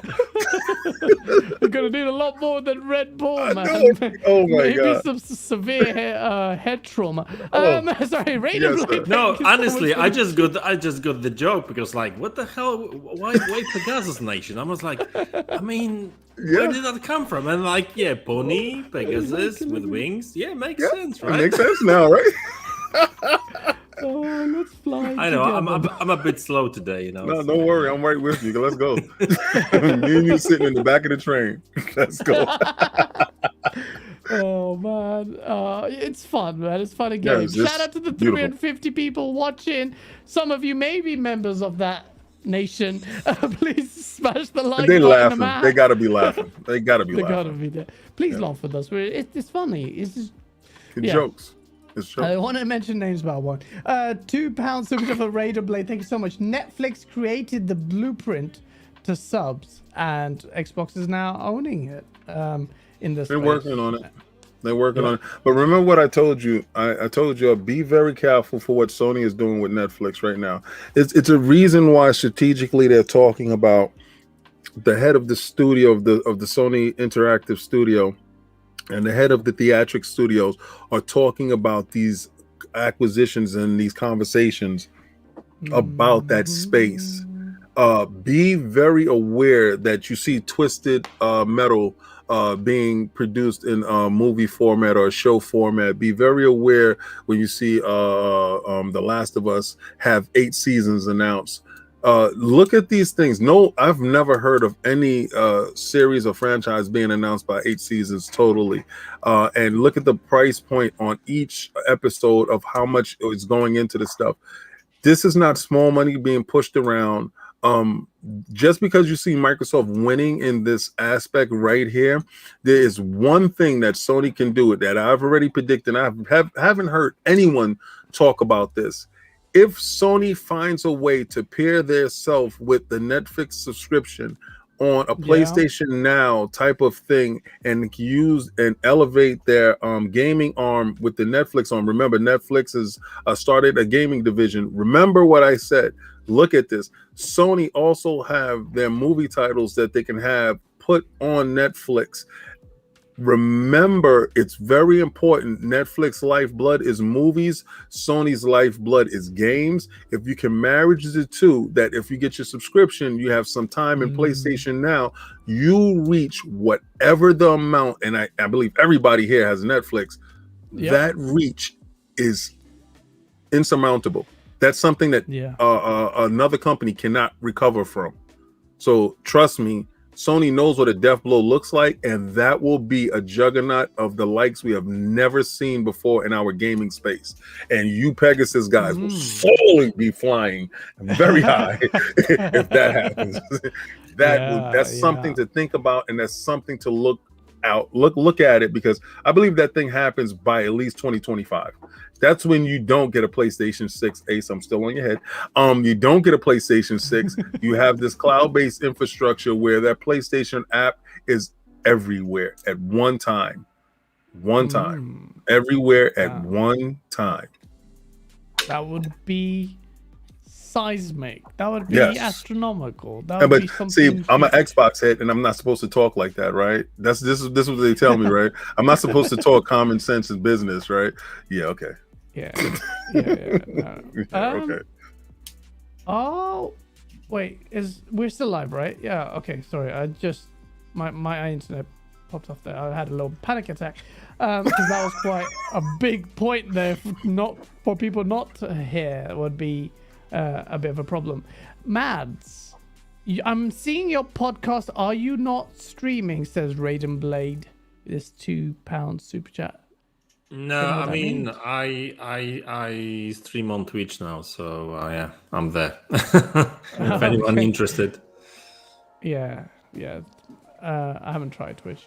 Raiden Blade, thank you so much for the £5 super chat. Murray, how are you? Where did you get those wings, Red Bull? It gives you wings. Why did you super chat that? Oh, why did I read that? Said Murray, how are you, Murray? Where'd you get those wings from, Murray? Red Bull, it gives you wings. That's how you want to do it. Oh, man. Self-awareness. There's none there. Raiden Blade, thank you so much for the £2 super chat. That's why Xbox games are also becoming movies? Yeah. Are they?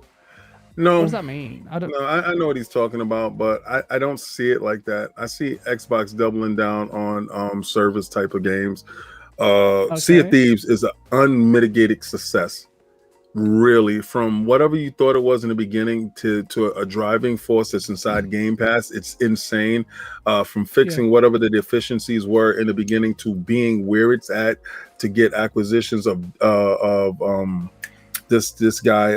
What was that game that they Pirates of the Caribbean inside Sea of Thieves? That Johnny Depp, and that was so much fun playing that part of it. Because you always thought about that, and for them to actually pull it off in that game lets you know the buying power and the purchasing power that title itself holds. So for Disney to look over and to give that property to Microsoft to do how they did it, it was phenomenal. So I think Microsoft leans heavily into the service base because Game Pass is the vehicle. Don't get it twisted, guys. Game Pass is the vehicle that is the driving force in Microsoft. And Xbox, yeah, absolutely. Well, actually, it's Microsoft now. Yeah. It's Microsoft. Briefly interrupt because while we've been talking about these things, Isla's been busy working on a project from earlier that I'm just going to flash up on screen for you right now. What's that? What's King, are you watching this? No. He's gonna make me do it right now. You have received. You ask and you shall receive. Shout out to Isla who did that. King's running on Internet Explorer. By the time he sees it, we're all moved on. As he does that, Raiden, thank you so much for the £2 super chat. HBO Max, Halo, anyone? So do you see it? No, I'm boy. I'll be. GameOnDaily should be on your favorites, King. What's he doing? It is.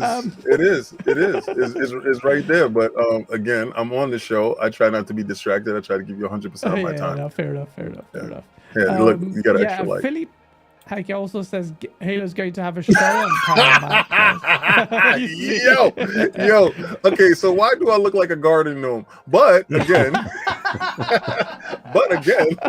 I actually love it. Cute added the glow around the beard, man. Yes. A Saiyan, Super Shout Saiyan Blue. the golden eyebrows.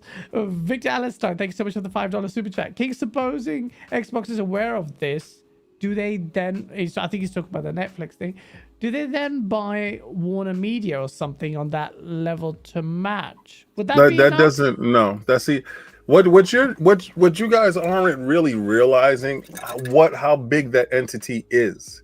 That entity Netflix. of a Netflix is such a robust entity that it controls really our streaming space.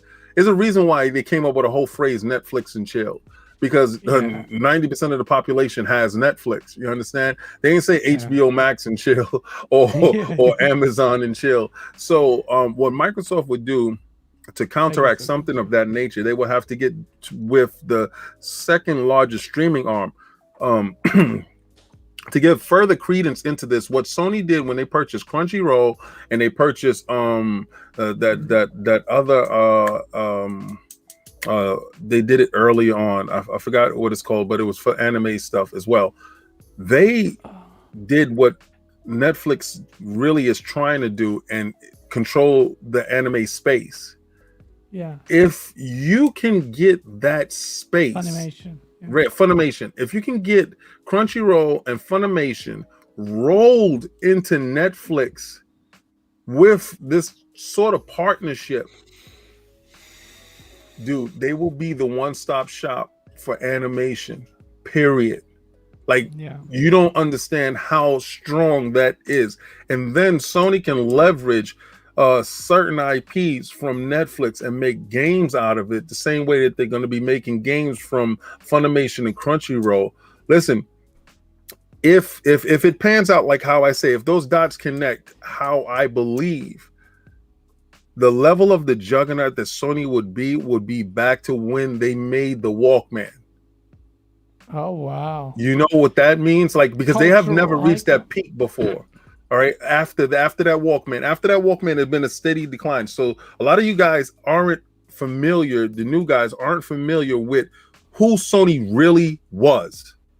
You know, and anybody's talking about, who Sony, you guys really think, Sony is really doing it. No, I remember when you walk inside a store and that Sony television was the end all be all, right? That Sony Walkman was the end all be all. So again, they're going, if they can pull this off, they achieve a higher status than that. And it's synonymous with streaming. Sony will be synonymous with streaming. Wrap your head around that. Yes. Wrap your head around that. That's insane. Completely insane. Netflix reaches so much. It's made TV things redundant, like cable redundant for a lot of people here in the UK. Yes. We've got Sky. You don't need people don't watch it anymore. Yeah, you don't need it. It would be huge to connect a controller and then from Netflix boot up a game or stream. What? Could you imagine watching a movie of God of War and you click the thumbnail to switch, to pick up your controller and play now? The same thing Stadia was talking about, and that tech is out there, and Stadia is leveraging that tech so anybody can use it. Come on, guys, look at the daggone tea leaves. See where stuff is going. You know, I'm not crazy, and I've been saying stuff for a long time, and 95%, Aces 96, of my stuff has been right. It is a sobering prospect how Microsoft could respond to that. The Wise Old Gamer, thank you so much for the $5 super chat. He goes, if Sony and Netflix go into partnership, I'll actually have to watch a Netflix now while I'm Netflix and chilling with the wife. Yes, sir. Good news for her. Shout out to the Wise Old Gamer's wife. He's great. Gosh. Yo, let's get those likes up. We have over 300 people in the chat. We only have 181 likes. Let's get those likes and let's get those shares out, please. Let's get more people watching. Asa is dropping serious knowledge here. Come on, let's go. Let's do it. Thank you so much, King. Yeah, let's do it because we're gonna now move into the topic that was a key one for this. It's been dominating the rounds. I don't know anything at all. But yeah, I don't. Yeah, right. I'm the only one who will say I don't know it. Hungry Channy, thank you so much, by the way. Before I move into the topic, Netflix does doesn't buy Sony a gaming streaming service. That is something they already have now, PS Now, and it isn't that great. These are very different. Hoggery disagrees with everything you've said. Colt King. I he's been around me long enough to know when I talk, I just don't talk out of my rear for nothing. Yeah. And listen, and you know where my heart lies. But for me to tell you what is on the horizon and if they can pull this off, boy, that's. And then Raiden Blade is right there with you. And thank you so much for the £5 super chat. He goes, partner up with Netflix, nothing's stopping them. So buy Warner Brothers Media and add their movies. Also having the option to allow games to be movies or series. It's still the service, Raiden Blade. It's still Netflix. It's the delivery method. Yes. Netflix was there at prime time where its tentacles have spread to the point where it's now an integral part of how people consume media. Warner Brothers Media will give access to IPs or movie licenses, whatever, but it cannot replace Netflix. Is that my correction? Let me tell you why Microsoft was so keen on purchasing Discord. 50-something billion, and dudes is like, listen, their delivery system to be connected to their user base, which was 300 million. That's invaluable. You're automatically connected to their subscriber base instantly with a switch. Game Pass can hit each and every last Discord member. When that didn't happen, this is why I got to tell you, you got to stick the landing. If Sony can stick the landing here, they are automatically linked into every last subscriber on a Netflix base. That's the same thing Microsoft was trying to do with Discord. Look at what they're trying to do. It's world domination that they're trying to do in their space. You know, that's what I'm trying to get to you guys. Microsoft already showed their hand when it was trying to get Discord. People didn't understand it and didn't know why. Their user base, even if it's not active, they can make sure that this stuff gets active. That stuff is immeasurable off an instant. Incredible. Absolutely. I share my Netflix account. I'm the guy who has the account and everyone uses, that guy. So I'm using it. I have a former work colleague who I don't even talk to, still uses my Netflix account. She has a charity netball club in Uganda. And they watch my Netflix there because I can get the bloody email like you've signed in Uganda. I was like, but I'm not. You're not in that part of Uganda, and they're watching it there now. Opening access to gaming there because I always talked about that because I want to do a series where I go into other countries like that in Africa and see what gaming in those nations are like. Can you imagine? But Netflix. And you tap that in there. It's a game changer, King. Let be on record. Let me say it. So before you take people's knees, you are 100% correct. Microsoft, everyone would be in trouble. That would be huge. And it's not beyond the realms of possibility. I just can't. It is. It is huge. It's huge. They're working towards that. Yeah, they are. Thank you, Raiden, again, for £2 super chat. He does agree. Okay. Big Cloud. Shout out to you, brother. Oh, please, brother. Thank you so much. He's just, Big Cloud. Yeah, that's my dude. Thank you so much for the $2 super chat. It's going to be interesting next couple of months. Yes, it is, bro. Yes, it is. Just don't think the Netflix thing's going to happen in the next no. He's a PlayStation guy. You might be thinking that. No, but he's not. Big Cloud is a G, man. Absolutely had a great time on your show. Me and Ace are both. He didn't drink the Red Bull. He didn't drink the Red Bull. No, he didn't. No, he didn't drink the Red Bull. Big Cloud's way too sensible for that. Trust me. And Blaze, they're both too sensible for that. Xbox and its acquisition season. Ever since Special Nick created that, I wanted to punch this only because I don't know what's going on. I keep hearing some beeping in my ear. Nick, what is this? How many seasons do I have to pass until this comes to fruition? I get it though. Acquisitions, and I was talking about to Nick day before yesterday in the mornings. He's in Australian time. Aussie mate with Carlos. Shout out to them. And they were talking about it, and he actually no, I shouldn't divulge the private conversation, but. Right.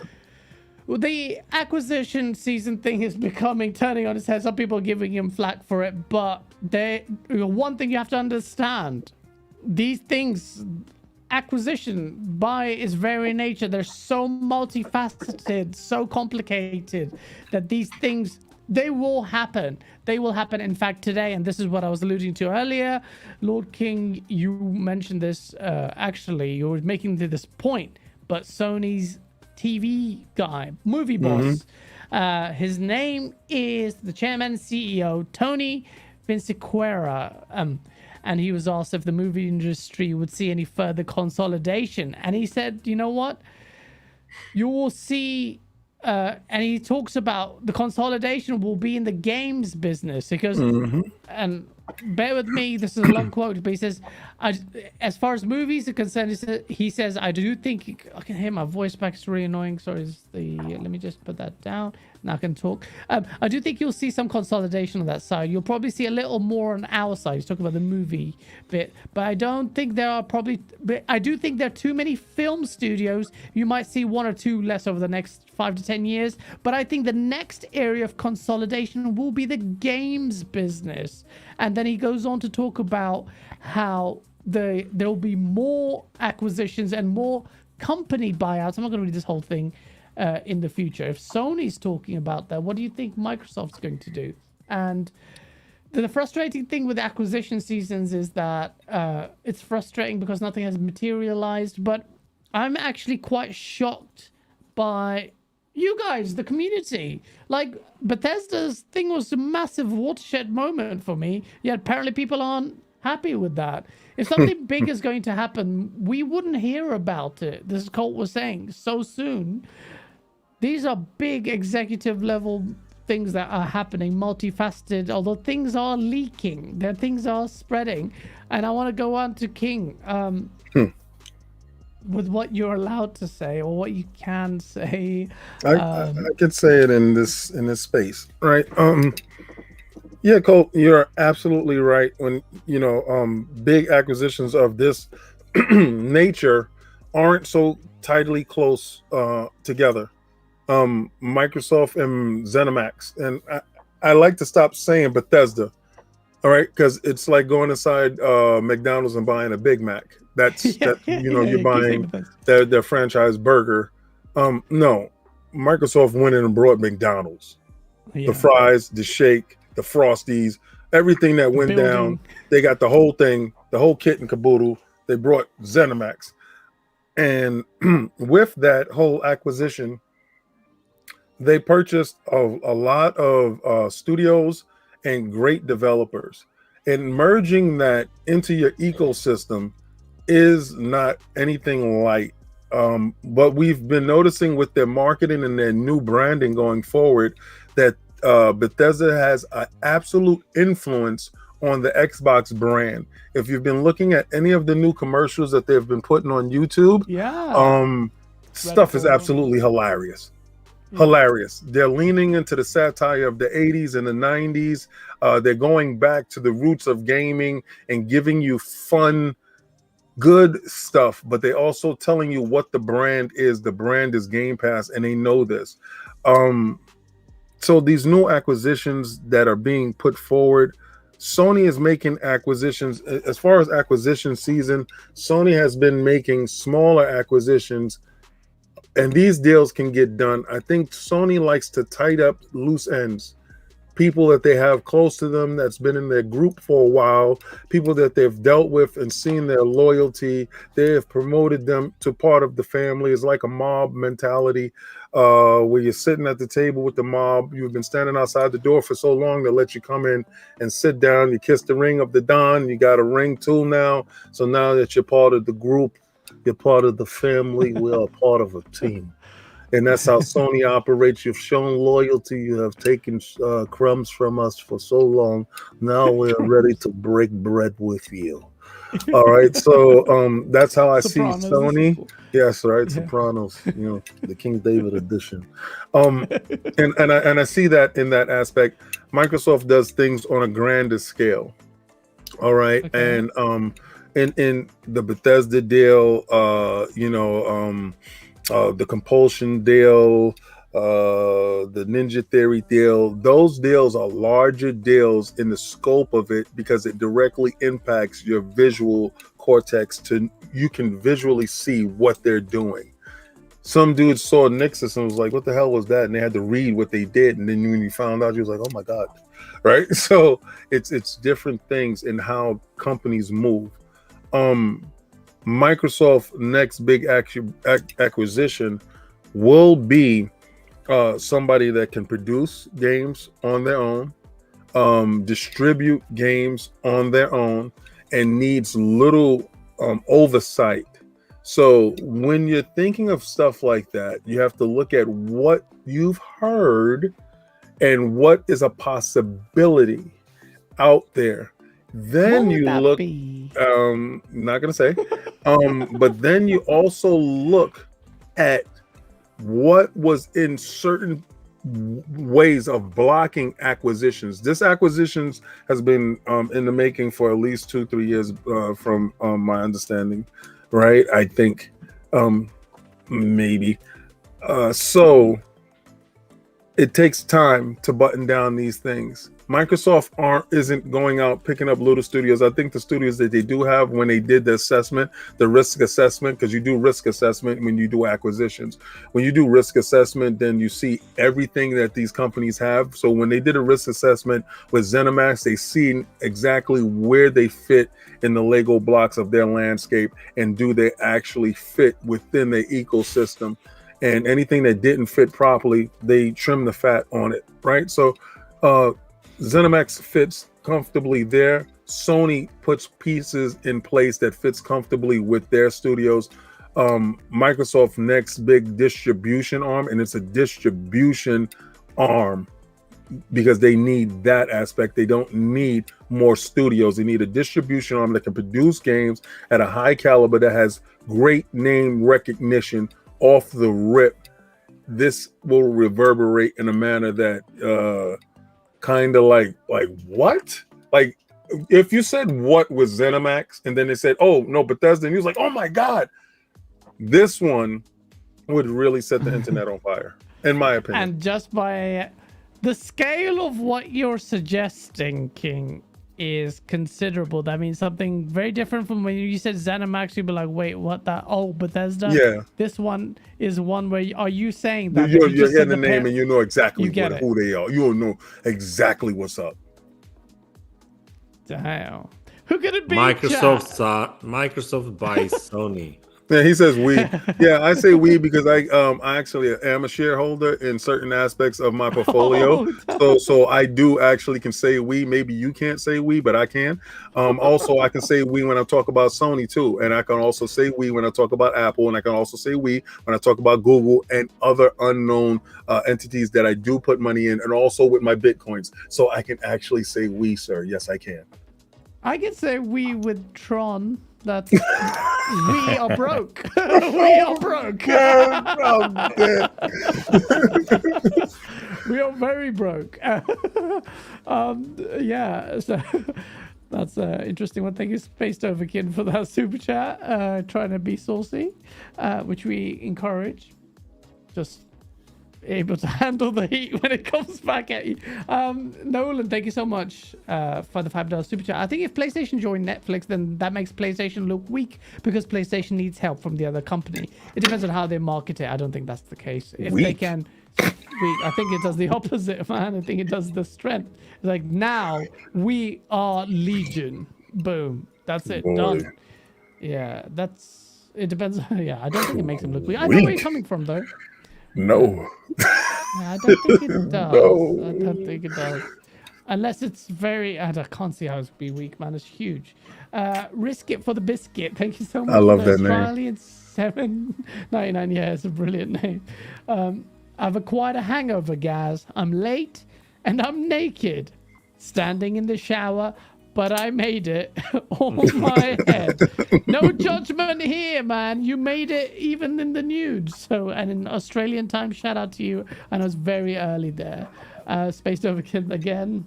Oh no, Space Ogre said Warner Brothers, and he did a shifty eyes. Thank you so much for the $2 super chat. I thought that was you the one who said we. Raiden Blade, thank you so much for the £2 super chat. King, could be more than one acquisition. Kid, what? Could it be more than one acquisition? More like 3? What? I think he's saying that. Any way you look at it. Any way you look at it. And listen, any way you look at it. It's any way you look at it. I mean, at the end of the day, like both, I mean, even Satya Nadella did say that they are looking for studios, not one studio. Yeah. Multiple, plural. Yeah, plural. And that's definitely. The money man. Yeah. No, honestly, Mads, question for Mads from Yudani. He says, which super sampling tech gets used in consoles widely first? Microsoft's DX or AMD's Fidelity FX FSR? Well, Microsoft doesn't have any super sampling tech. Let's start with that. I mean, at least not yet. So he's talking about machine learning. Yeah, but that's not out yet, right? So right. Yeah. If anything, there's I think 1 or 2 games that uses AMD's Fidelity FSR as they call it right now. But I know for a fact, and like even Jason, what's his name? Ronald. I keep forgetting his name. Anyway, yeah, exactly, Ronald. Yeah, he confirmed that there will be some sort of like, machine learning based super sampling in the future. But for now, that's AMD Fidelity FX only, right? So. Yeah. Mads, we've been talking this acquisition stuff. There seems to be smoke. Where there's smoke, there's fire. A lot of us know there's fire, but do you want to throw yourself out there and have some guesses about what you think these studios are going to be? What is King is talking about? Let's just go by what King has said. Let's lean into the things what King has suggested. Nothing. He's not said nothing. Anything. So. Absolutely please nothing. help me out, because I don't want to say things without knowing. What do you think King is suggesting? This is a big level. Sounds like Capcom, or sounds like Ubisoft. That would be beautiful. Can you imagine if it was Capcom? Like for me, it would be insane. Yeah, I would love that to be Capcom, but I have no idea, right? I have no inside knowledge. So you would see. Let me just okay.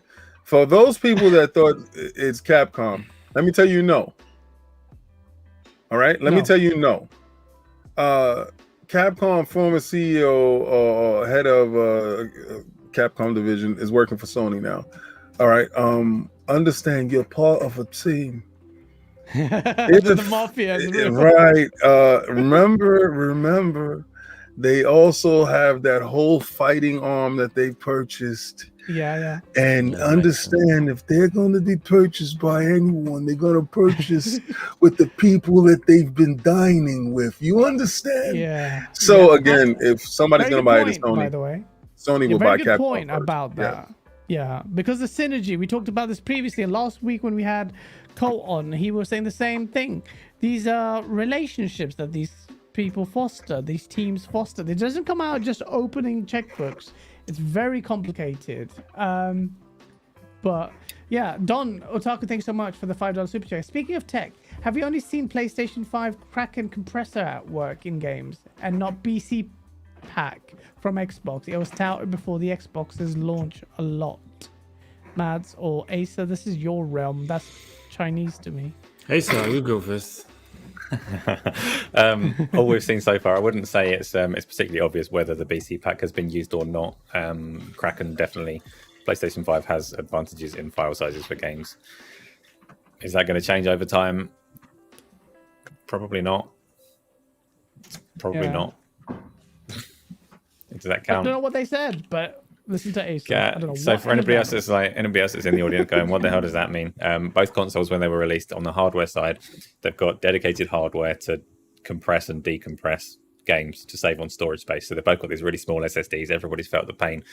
If you've got one of these next gen consoles, you know that storage space is limited. So they've both got this hardware based compression and decompression to alleviate some of that. And Sony's is looking quite good by comparison in that a lot of games are quite a lot of gigabytes smaller on the PlayStation 5 than they are on the Xbox Series X.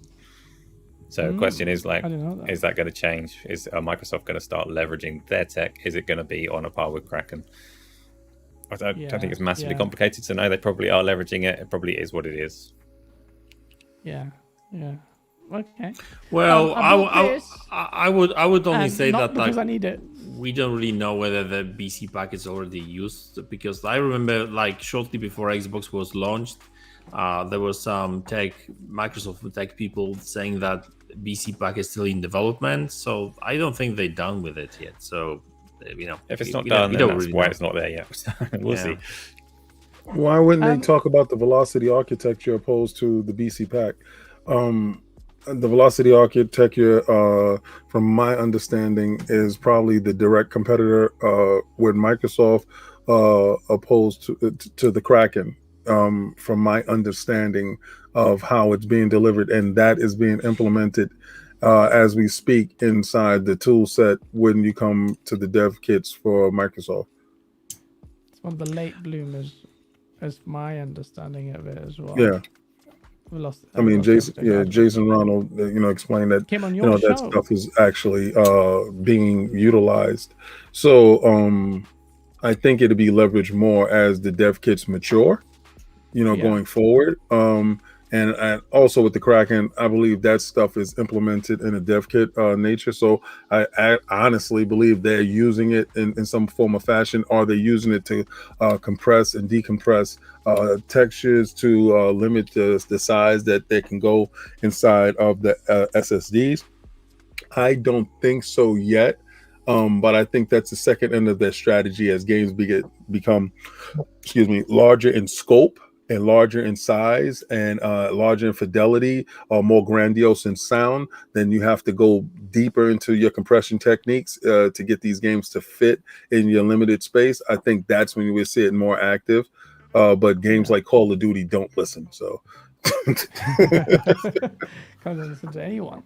Kate Forever, thank you so much for the $10 super chat. The only time monopolization, I was going to actually go into this point, monopoly, comes into it play is if you're a dominant force in a certain market and you use your wealth to consolidate any future competition, aka Facebook, Instagram, WhatsApp, etc. I wanted to ask you this, Asa.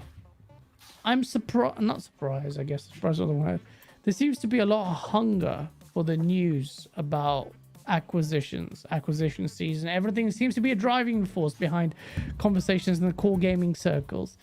But some part of me is thinking, why are you inviting almost the notion that a handful of companies own everything? Microsoft owns all these big companies. It seems like, are we inviting a monolithic company like Microsoft to own big publishers? And we're talking about Take-Two, we're talking about Capcom, we're talking about WB, we're talking about all this stuff. Why are we doing that? Is that a problem? Do you see that as a problem? That in our haste and console warring or whatever we perceive, it's going to hurt us? It would be a problem if we got to that, but we're nowhere near to that. We're not? No, we're nowhere near to that. There are too many big players still. You'd hope that people would recognize before it became a problem anyway. So much as people love their favorite brand or whatever, you don't want one brand to be particularly dominant in that sense, but we're not close to it. We are not close to it at all. Microsoft's 34 or whatever studios. It's like a small fraction of what there is out in the world. Yeah. No, fair enough. And that's reassuring for you to say that. Raiden Blade, thank you so much for the £2 super chat. Old tech versus new tech. Series X is not ready yet. Yes, both machines are not utilizing their stuff. BC Pack needs direct storage, says Spaced Overkin. Thank you so much for the $2 super chat. Hogut Chani, thank you so much for the $5 super chat. We want Xbox to own things as it means Game Pass has those games. Okay, fair enough. It also means the games will be PC, Xbox, cloud-based, essentially gamer friendly. Good point. The acquisition talk is a little bit muted because don't want to say too much. I don't know anything. I'll keep saying I don't know anything. King doesn't know anything. But yeah, so I want to reach Victor's super chat. Thank you so much for the $2 super chat. This is the chat. This is the last topic we'll end on. It's also something I'm working on in a video.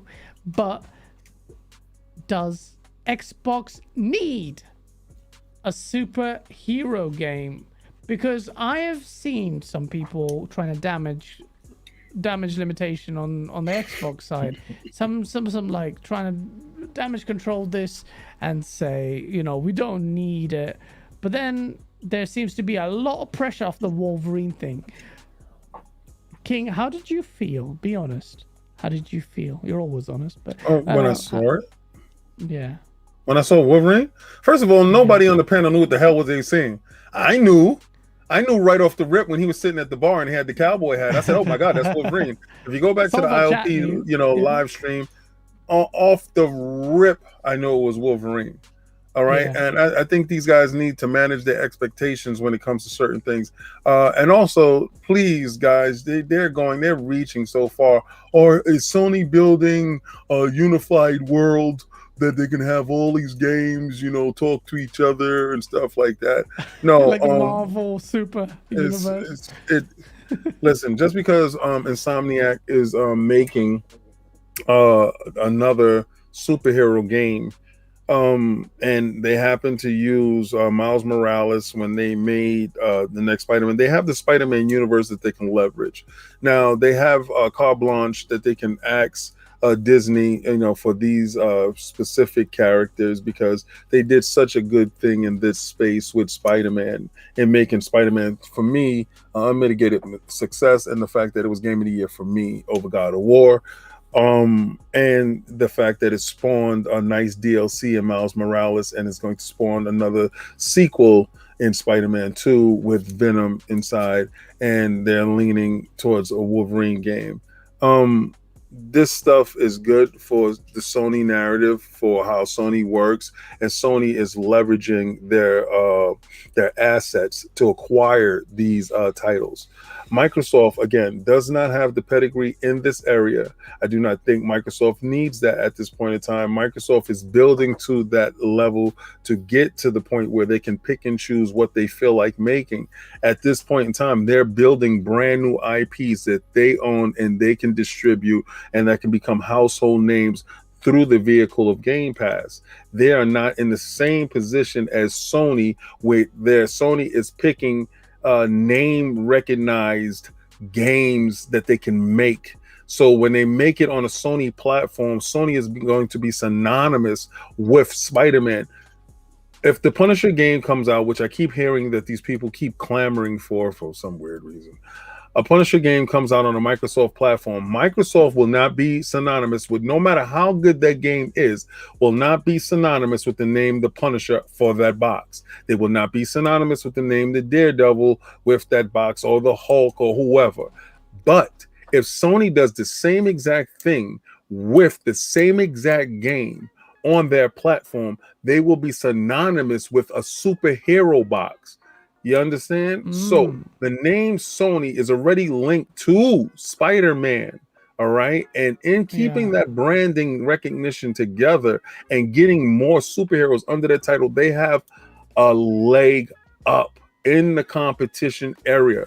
Listen, everybody remembers that game for Nintendo that came out with the superheroes. It was part 3. I forgot what it's called because I didn't purchase it, but I played the other 2 games on the Microsoft platform. Anyway, they're not synonymous with a superhero console.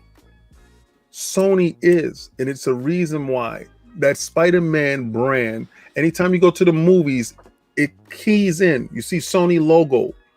Then you see, you know, Marvel, but you know, you're seeing a Spider-Man product and it's synonymous with Sony. They did it with the PlayStation 3, that the branding on the box was in the Spider-Man letters. It's been for years, guys. So please let go of the goat. Microsoft do? No, they can't do anything. Don't even chase that dragon. Leave that dragon alone. Make what you're gonna make. They don't need it. You're saying that's it. It's they don't need it. That you say you don't need it. They don't need it. Mads, do you agree with King there? Because I'm going to disagree. But go ahead. What do you tell me? Okay, so two perspectives, right? I personally don't care about superhero games, right? I mean, I like Spider-Man because it's just basically a good game, right? I'm actually playing it right now, so you know it's Insomnia game. They do make good games. So you know I enjoy it. So, but you know, generally speaking, like you know, I don't really play these superhero games a lot. Like I never beat any Batman game, to be honest with you. Just to be totally, you know, honest with everyone, because I don't want anyone, you know, to come at me. Oh, you probably enjoyed the Batman game, but you don't like Spider-Man games. You know how people like that, right? I love that you had to do that. Yeah, so just like silly arguments.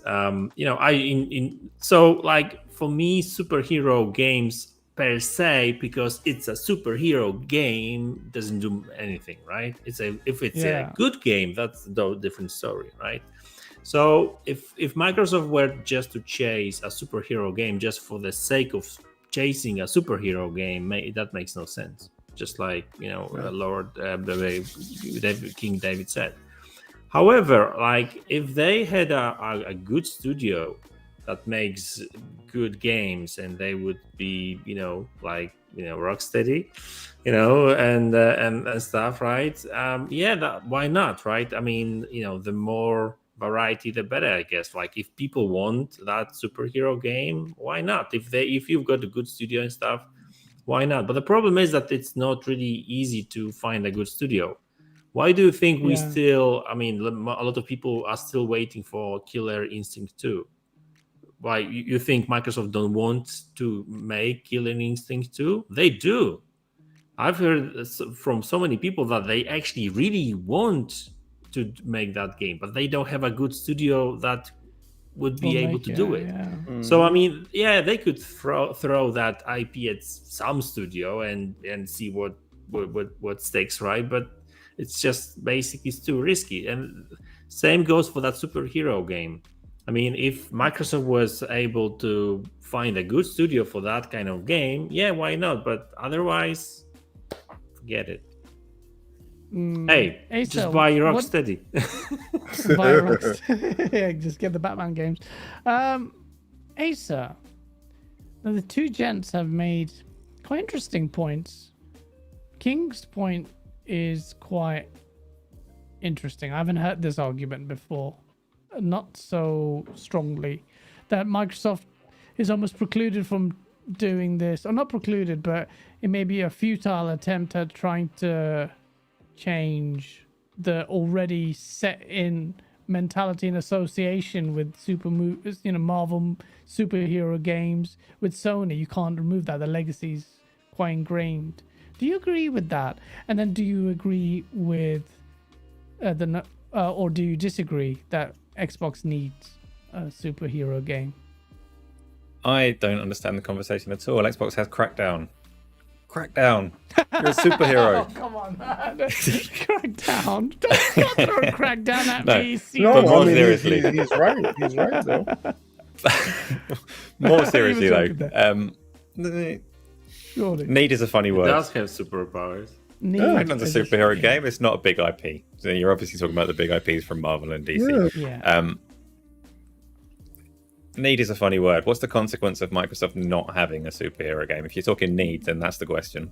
What happens if they don't get one? Because Zorka made a good point in our show last week. He was saying that comic books are the next. They're really big. He was drawing in comparisons with Hollywood and saying, he's a comic book guy. I know it. Are you going to pull out? I know what you're going to do. I'm going to show you where Zork is wrong. God. Everybody's watching What If now, right? Put a 1 in the chat if everybody's watching What If. I've been watching What If since forever. Please put a 1 in the chat. This is going to show you exactly how much of a fraud a lot of people are. All right. I don't even know what if is. Exactly. You know why? It's on Disney Plus right now. So if you have Disney Plus, you've been watching What If. All right. So you know what exactly What If is and what it means to you. But the majority of the people, you have 4 people on this panel. How many of us have watched What If on this panel? Yeah. Me, Asa. Have you watched it, Mods? No. You and Gas. So, all right, out of 4 people, 50%. Right? You understand?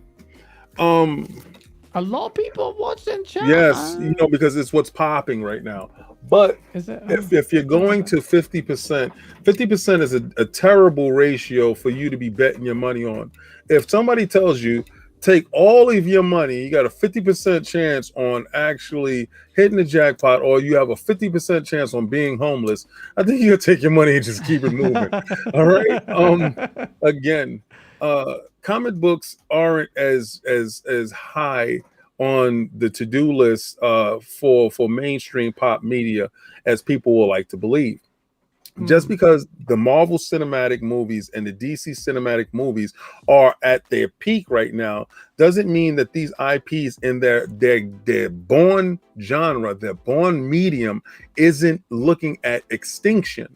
Right? They're looking at extinction right now. DC Comics is at the point of folding out completely and no more printed books for them. Even though Zack Snyder just put together a masterpiece, right? Even though you have Injustice games and the movies coming out, that is not translating into the medium that they were born from.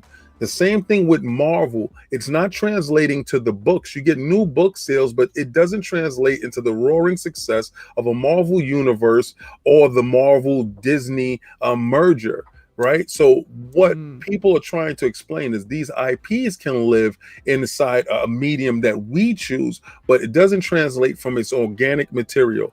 That means it won't last. You understand? Transferred into another medium, it will not last. The movie area, we already know at this point it's a fad. I know you're saying, King, right now Marvel has been doing this for 20 years, buddy, right? And the movie industry is actually kicking back off of it. That is what we call an anomaly, people. That is an anomaly within itself. Yes, it is, because it is moving outside the parameters of the norm, and it's moving at an exponential pace that these people can't calculate, and they don't know what is the catalyst for success. But they do know that if they associate themselves with this genre, because DC's trying to do it and they can't capitalize on the same success as Marvel. For some weird reason, they can't just hit it just right. But Marvel seems to do it with almost every title, every MCU. So that doesn't mean it's going to translate into success in a video game. Please, people, don't think that just because the MCU is doing something great, that Microsoft needs to get a Hulk game or get a Punisher game or get a Daredevil game is going to equal the same success. It will not. All right. Look at Guardians of the Galaxy when it comes out. Let's see the numbers of that. Look at the Avengers game. Let's see the numbers of that. Stop looking at the anomaly in Spider-Man where it's a variable and it is moving at its own pace, and Miles Morales, and look at other superhero games like Lego superhero games that are actually out that are not doing as well. Marvel versus Capcom 3 is a perfect example. Please, people, come back down to earth. Microsoft doesn't need to chase that dragon just because you think the MCU is winning. Wow. Okay. I disagree. I love you. Welcome to the free world. Yeah, I disagree. A wise old gamer, I don't need Metamucil. Is that how you pronounce it? But I couldn't hurt. Apparently it's a laxative. Metamucil. Metamucil. Okay, must be an American. We have Imodium here. I don't know what's that. No, Raider Blade, thank you so much for the £2 super chat. Just give me X-Men Age of Apocalypse on Xbox. Done. Jedi Knight Peter, thank you so much for the Australian $5. He says, should Xbox buy Warner Brother games if the deal is just the studios and not the IPs like Batman? No, what's the point? Waste of money. Waste of money. Risk it, the biscuit. Thank you again for the $8 super chat. What? You're crazy, King. God of War smashes Spidey guy out of the park, dude. I agree, though. Xbox doesn't need a hero. Game Pass is our hero. So you said God of War smashes Spidey out, right? Yeah. God of War was shown at that whole Sony event. That was the most criticized, least talked about game out of that whole event.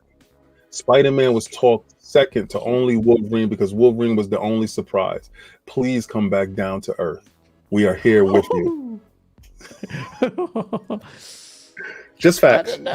Just giving you facts. Listen, they're talking about both animations. They're talking about it looks a last gen, but people are over the moon for Spider-Man. I'm telling you now, the numbers speak for itself. Look at the individual streams. I'm just saying. I'm with you, Risk it. God of War all day. He hasn't played Spider-Man. Oh my God! All right. And this is for you. And this is for you. This is for you. Man. I've bought the game. All right, send me your PlayStation. I'm giving it to my son.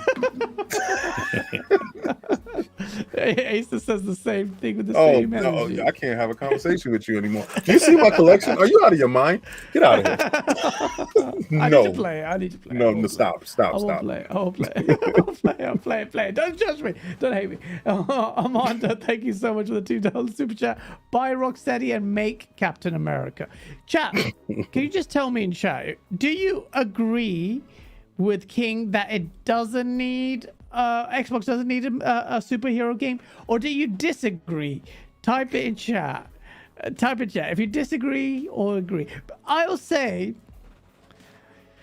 like Asa says it right. Like, okay, before I do that, but Space Dovican, thank you so much for the $5 super chat. He says King has a good point. Outside of Spider-Man, there is no great other superhero game. Chasing Sony's success can be dangerous for any other publisher. And you're right there. You know what? That actually ties into the whole. You bastards! You're all agreeing with him.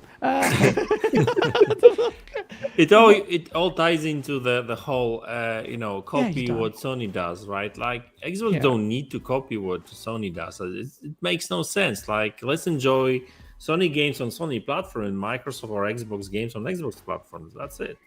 Yeah. And Nintendo games. It's balancing out. Chat is now almost 50%. Hungry Channy, why dare you disagree? I agree with him. No, okay, still agrees. And Master Clown agrees with you, Mads. All right, fine. You know what, King? But hear me out. Okay? Please, go ahead. Ace is right. Need is a weird word. Like, does Xbox need it? No, because he's 90% right. You got him down by 6%. No, I mean 90%. I'm 96% right. Sorry, not 90. Sorry, 96%. Sorry for bothering your 6%. Sorry. He shaved his 6%, I thought. Okay, so a lot of people do agree. I'm surprised by that. But not at the same time. Just my point is this. I think I'm coming more of the angle of how amazing. Okay, hear me out on this, King. How cool would it be if DC aligned with Xbox and Marvel was PlayStation? Are you DC or a Marvel guy, by the way? Which one do you prefer? What did you see? Is this guy blind? Oh my god! Yeah, actually, I just realized. I gotta call a fraud alert on you again, because if you watch my content, you would have known when I stopped collecting DC titles and went just straight to Marvel. Oh, buddy. If DC aligned with Xbox and Marvel PlayStation, guys, I'm going to cover you for you here, right? So just for context, this is the guy that shouted out the Taliban a couple of weeks ago. So don't listen to his words too closely. He knows you. Oh my god!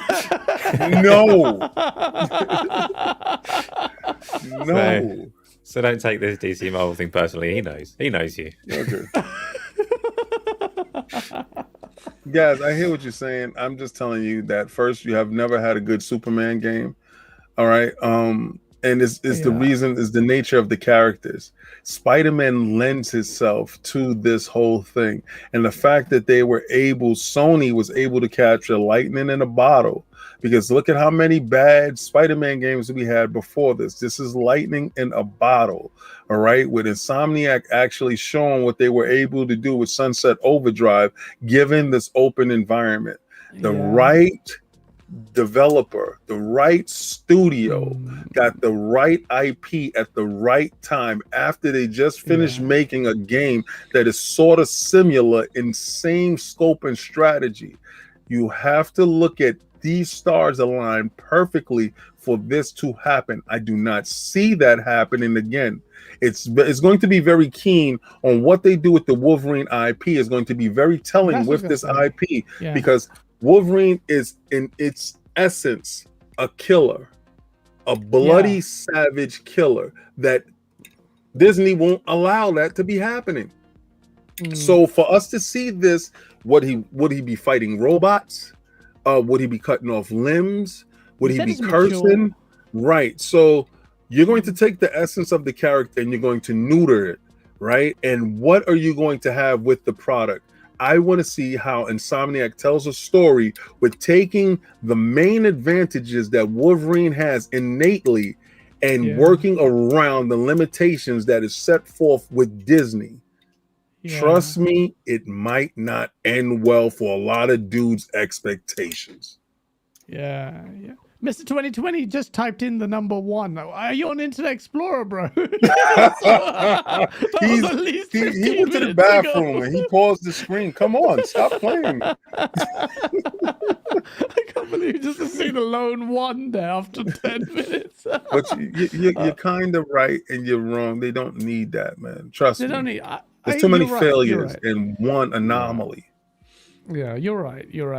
I think it would be good though. I'd like the war to stop. But imagine Marvel versus DC and a console fanboy. You'll be insane. But you make a very good point, and you've actually changed my mind on that. Where before I came onto the show, I would have said quite clearly, and maybe possibly following the herd there, the herd mentality almost. But saying, they need to release it because the reaction to Wolverine was so profound that even in Asa, that I was like, Xbox needs to fire back. But you're right. That's the anomaly. Let me ask Insomnia. It's actually interesting. I was actually more concerned about the fact that KOTOR is coming to PlayStation first than that. Then that's something different, right? That's different. Let me ask Aisha this.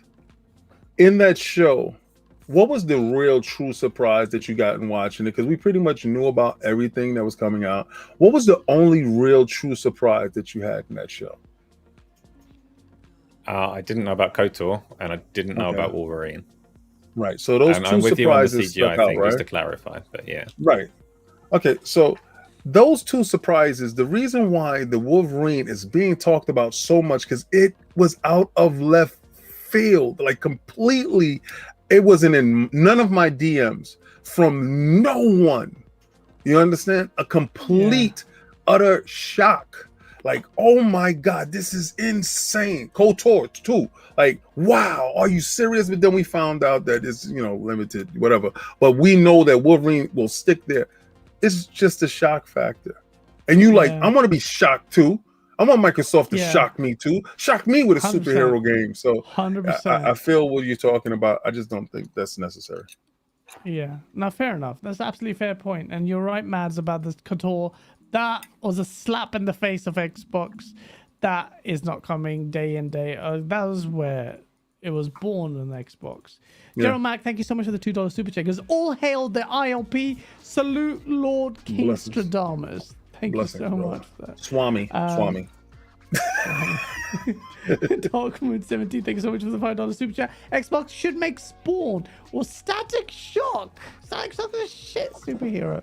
What the hell was that? Please tell me that. Don't give me your crummy leftover superheroes, bro. Static Shock. I should watch that on Cartoon Network. It was a decent cartoon, but Static Shock. Spawns are so done, man. Gamer by choice, thank you so much for the $2 super chat. People were hyped for Marvel's Avengers 2.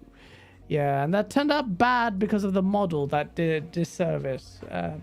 Plus a myriad of other reasons. But you're right. This is what keep calling you Colt today, King.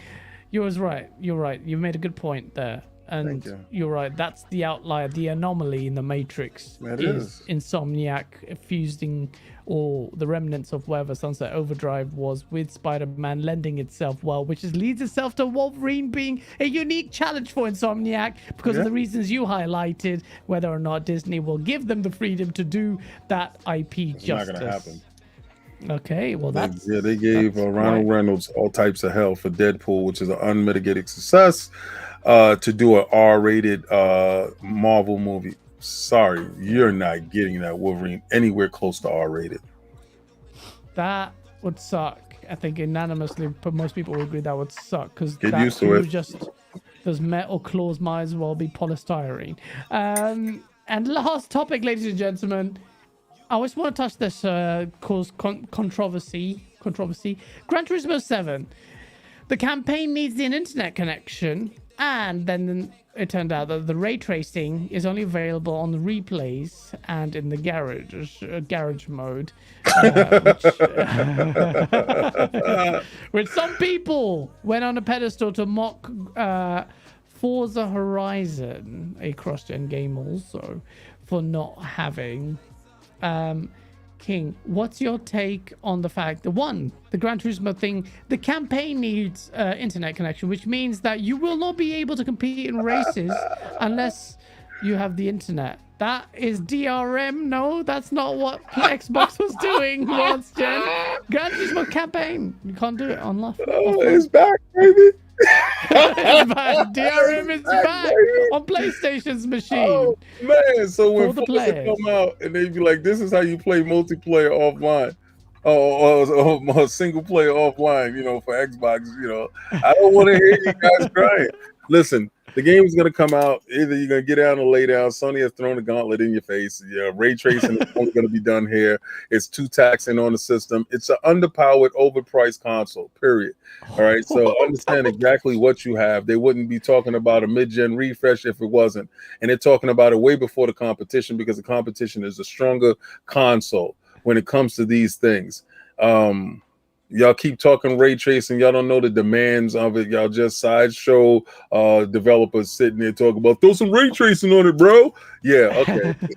When it's not moving, throw some ray tracing in the garage. So what? You're not gonna be noticing ray tracing when you're in the car view driving down the highway. You're not gonna look at ray tracing walls or something. Just stop. It doesn't work for you. It doesn't work for the developer. The developer knows exactly what it works best with when they're doing the game, the engineering of the game.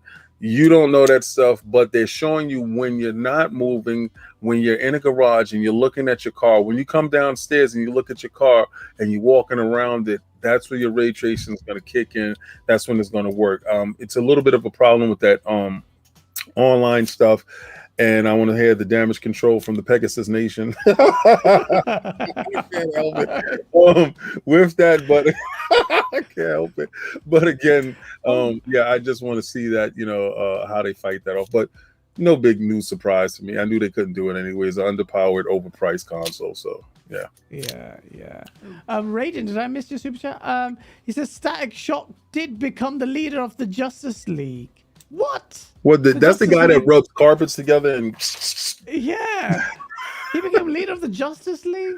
Yeah, hey, if Batman could do it, why not? He didn't have any powers, did he? Rub them carpets. You got money though. You got money. Rub them carpets. You can rule anything if you got money. Yeah, you got money though. Yeah, exactly. He bought Superman a house. He brought his mother's house back. Ridiculous. Oh man. Oh damn. Hungry Chad, thank you so much for the $100 super chat. King, do you believe Xbox will drop some news on Monday? What's he alluding to? Probably Wednesday. Probably Wednesday. I think it's Monday worthy news. It's Monday worthy news. That's kind of crazy. I didn't know that it would be so soon, but from everybody talking, I guess it's supposed to be super imminent. But it's Monday worthy news. Remember, I tell you, good news drops on a Monday to get that whole week of the news cycle. Bad news drops on Fridays, right? So It's Monday worthy news. Yeah, Monday worthy news. All right, so you guys just I don't know where's these leaks coming from. I don't know. Nobody told me, yo, we're going live next week. So, but if that's all the indications, again, I heard a couple of things, but if that's all the indications, like, okay, it's Monday worthy. Okay, well, let's see. Mads, what do you think about this Gran Turismo thing? No ray tracing and DRM for it. What's your thoughts? Honest opinion. In terms of ray tracing, I guess, like, it is a bit shame, but like, remember that a lot of these games are still cross-gen titles. Yeah. So like if you look at some of the screenshots and some of the gameplay, that Gran Turismo looks very like Gran Turismo Sport.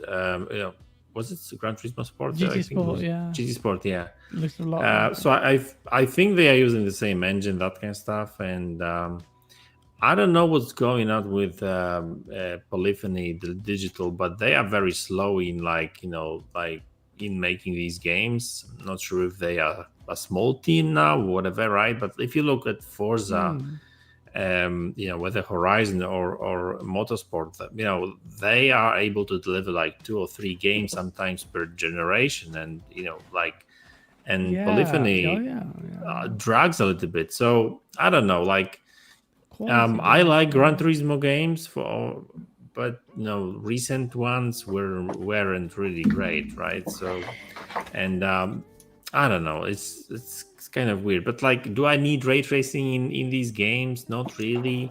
But especially if it drags performance down. But I don't know. But listen, Gran Turismo Sport runs at almost 4K 60 on PlayStation, PlayStation 4 Pro right now. So you would imagine that PlayStation 5 would be able to do at least some color reflections and stuff. Yeah. No idea. I mean, I'm no developer. I don't know how much, how demand. I mean, ray tracing overall is demanding, so that might be the thing. So having so many cars on the track and stuff, with all these reflections, that may be just too much. Yeah, I mean, Asa, aside from Wise Old Gamer saying Polyphony Digital are full of prima donnas because they've been of themselves since the first Gran Turismo, actually, they were, when Forza, the second or third one, came out, they were humbled. So the team, Polyphony Digital went out to see the Turn 10 team, to look at Forza quite earnestly. That was a sign of respect. That okay, what are you doing? Because you have lapped us. So, okay, Asa, what do you think about this? Gran Turismo being DRM, is that a big issue? You have to play a Stecco campaign? Because the reason why they're doing it, they said in an interview, was that they just they wanted to prevent cheating and save data manipulation. Yes. And the ray tracing, though, I don't know if the next gen Forza could do something like that, because that seems really demanding just on its own. Okay, so 2 things there. The DRM, online connections required for single player games, has been controversial forever. People don't get along with it. People don't notice. And I've always actually kind of stood and said, I'm okay with it if it brings something to the game. Yeah. If you want me to, if you're going to require a connection, that connection needs to make my game better, and that's not the case for Gran Turismo 7. So it's absolutely not okay. If I want to tamper with my save file on my offline game, who does that hurt? Give me my offline game. It's my game. I'll tamper with it if I want to. So terrible reason. Totally tone deaf. Totally against what. I mean, games like Diablo 3 got massive backlash. They actually had a small reason for it. In fact, their wording was almost the same. They didn't want people tampering and then selling things for real money on their auction house. So that was a slightly more legitimate reason, and it got absolutely thrown out by people. For this to still be going on, for them to come out and say, yeah, we don't want people to duplicate their cars or something offline. No, not okay. Ray tracing. It's slightly unfortunate that both consoles have come out during AMD's first attempt at ray tracing. So the hardware is just not not up to standard as to where we are on like in the PC space with Nvidia. So even on the top end AMD graphics cards in the PC space, they can't trade blows with Nvidia. They're good at some things, but not the things that players are looking for, these reflections and things like that. So if anyone can do it, it will be Turn 10. Turn 10 are wizards. So Forza Motorsport 8 being a track-based racer, fingers crossed. But I'm more and more beginning to think. I mean, Insomniac have done some fantastic things with it as well, to be fair. But both consoles usually have either a heavy compromise in resolution or frame rate.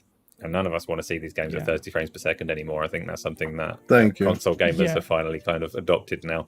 Like, we've got a feel for 60 frames per second. Please don't go back, even if we lose some reflections. Yeah.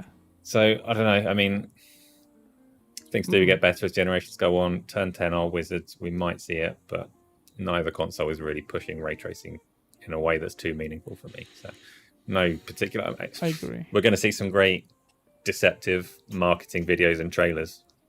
Yeah. Which is kind of a shame to me, but is what it is. That's how you got to sell it. Yeah, true. And Ray well said about the point about DRM and why it's not excusable. I forgot about the Diablo fiasco. Oh God, that seemed like an age ago. But yeah, that seemed more justified for the reason. The way you said it with this, I just can't believe it. And it's on PlayStation, which makes me laugh. Hey, you guys cried about DRM so much. Xbox was ahead of the game, like last gen. We're online all the time now anyway, so people are so stupid. Yeah, everyone's online. I'm online. You want to look at your friends list. You want to see everybody moving around. You can't do that offline, Goofy. So cut it out. You're online, and you signed up for DRM. DRM is there now, whether you like it or not. It is. Xbox was ahead of the game. We said this last time and you were on, but well, there you go, the prophecy's been fulfilled. Raiden Blade, thank you so much for the $5 super chat. What about WCCF Tech talk about Microsoft Tensor Core with AMD? What does that mean, Asa? That's just Matt did a video on this software. Tools. So it doesn't change the hardware capability of the console. Nothing changes the hardware. More tools and optimization, right? Yeah. Okay. All right. These dudes is like, am I going to be able to move a bus with my Xbox? No. No, you can't. Well, you guys are into the lingo way more than me. But, well... and we also all play Spider-Man. Is more important. Yes, you actually disappoint me, sir. I'm sorry. I'm sorry, King. My whole collection is sad. Tomorrow's homework, play Spider-Man. Yeah, right. Let's shut off his Apex. Videos. Let's ban him from his Apex account until he finishes Spider-Man. You would finish Spider-Man tonight. If we banned you from playing Apex tonight, Spider-Man will be done with Miles Morales to boot, and you'll be waiting for 2 with no problem. Oh man! Take away what he loves. The source video takes priority. Once this one is done, I will play. Maybe I've got Apex. All right. I don't believe it until it's done.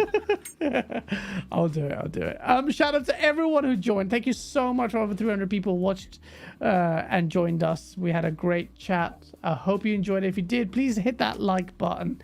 We're gonna say goodbye to our guests and do the outros, ladies and gentlemen. King David, thank you so much. It was always a pleasure having you on, man. I wish we could have you on more. You're a busy man. I hope you had a good time. My wife is going to kill me right now. I told her I was going to be going by 6 o'clock, and we got reservations for a place. So don't worry about that. I've been texting her the whole time. So I got to do things tonight to fix my circumstances. But again, it's a Saturday, so sometimes you must perform. So they say, when the lights go low, you must perform. Netflix, HBO, Hulu, all that. I got a Hulu and Bulu. Bulu and Hulu tonight. Enjoy. Good luck. Please think of me. So no, I will not do that at all. You better not cross my mind one time. I will send you a dirty text. Pause. You can catch me on ILP tomorrow, where we have a fantastic guest. I'm not going to reveal it until actually they tweet it out. So you guys trust me. You don't want to miss this one. We had 3MG on last week. A great dude, fantastic dude, a great story. You know, a fellow New Yorker, Queens, New York. Great stuff. You know, I got to give a shout out to Attic. I got to give a shout out to Cog for booking these dudes. They do a fantastic job. And I got to give a shout out to my man Sovereign for holding it down where my shades are not prescriptions, so I can't read the super chats. So actually, my stuff is dark in here. Asa, I tried to catch you. I tried to get that 1% more. Nope, you still stayed one step ahead of me, sir. Okay. And that the halo that you have behind your head is tripping me out. Mods, I love your work. I love your stuff. The fact that you're on Twitch right now makes me have to subscribe to Twitch because I got to go support my dude over there. I got some questions for you, like, you know, off air about that stuff. But please, guys, go subscribe to Mods. One of the most even kill dudes when it comes to talking tech and giving you information. He researches his sources, and he also puts work on lordsofgaming.net, where you can go there, you can check that stuff out. Mods is a truly good guy and an even better friend.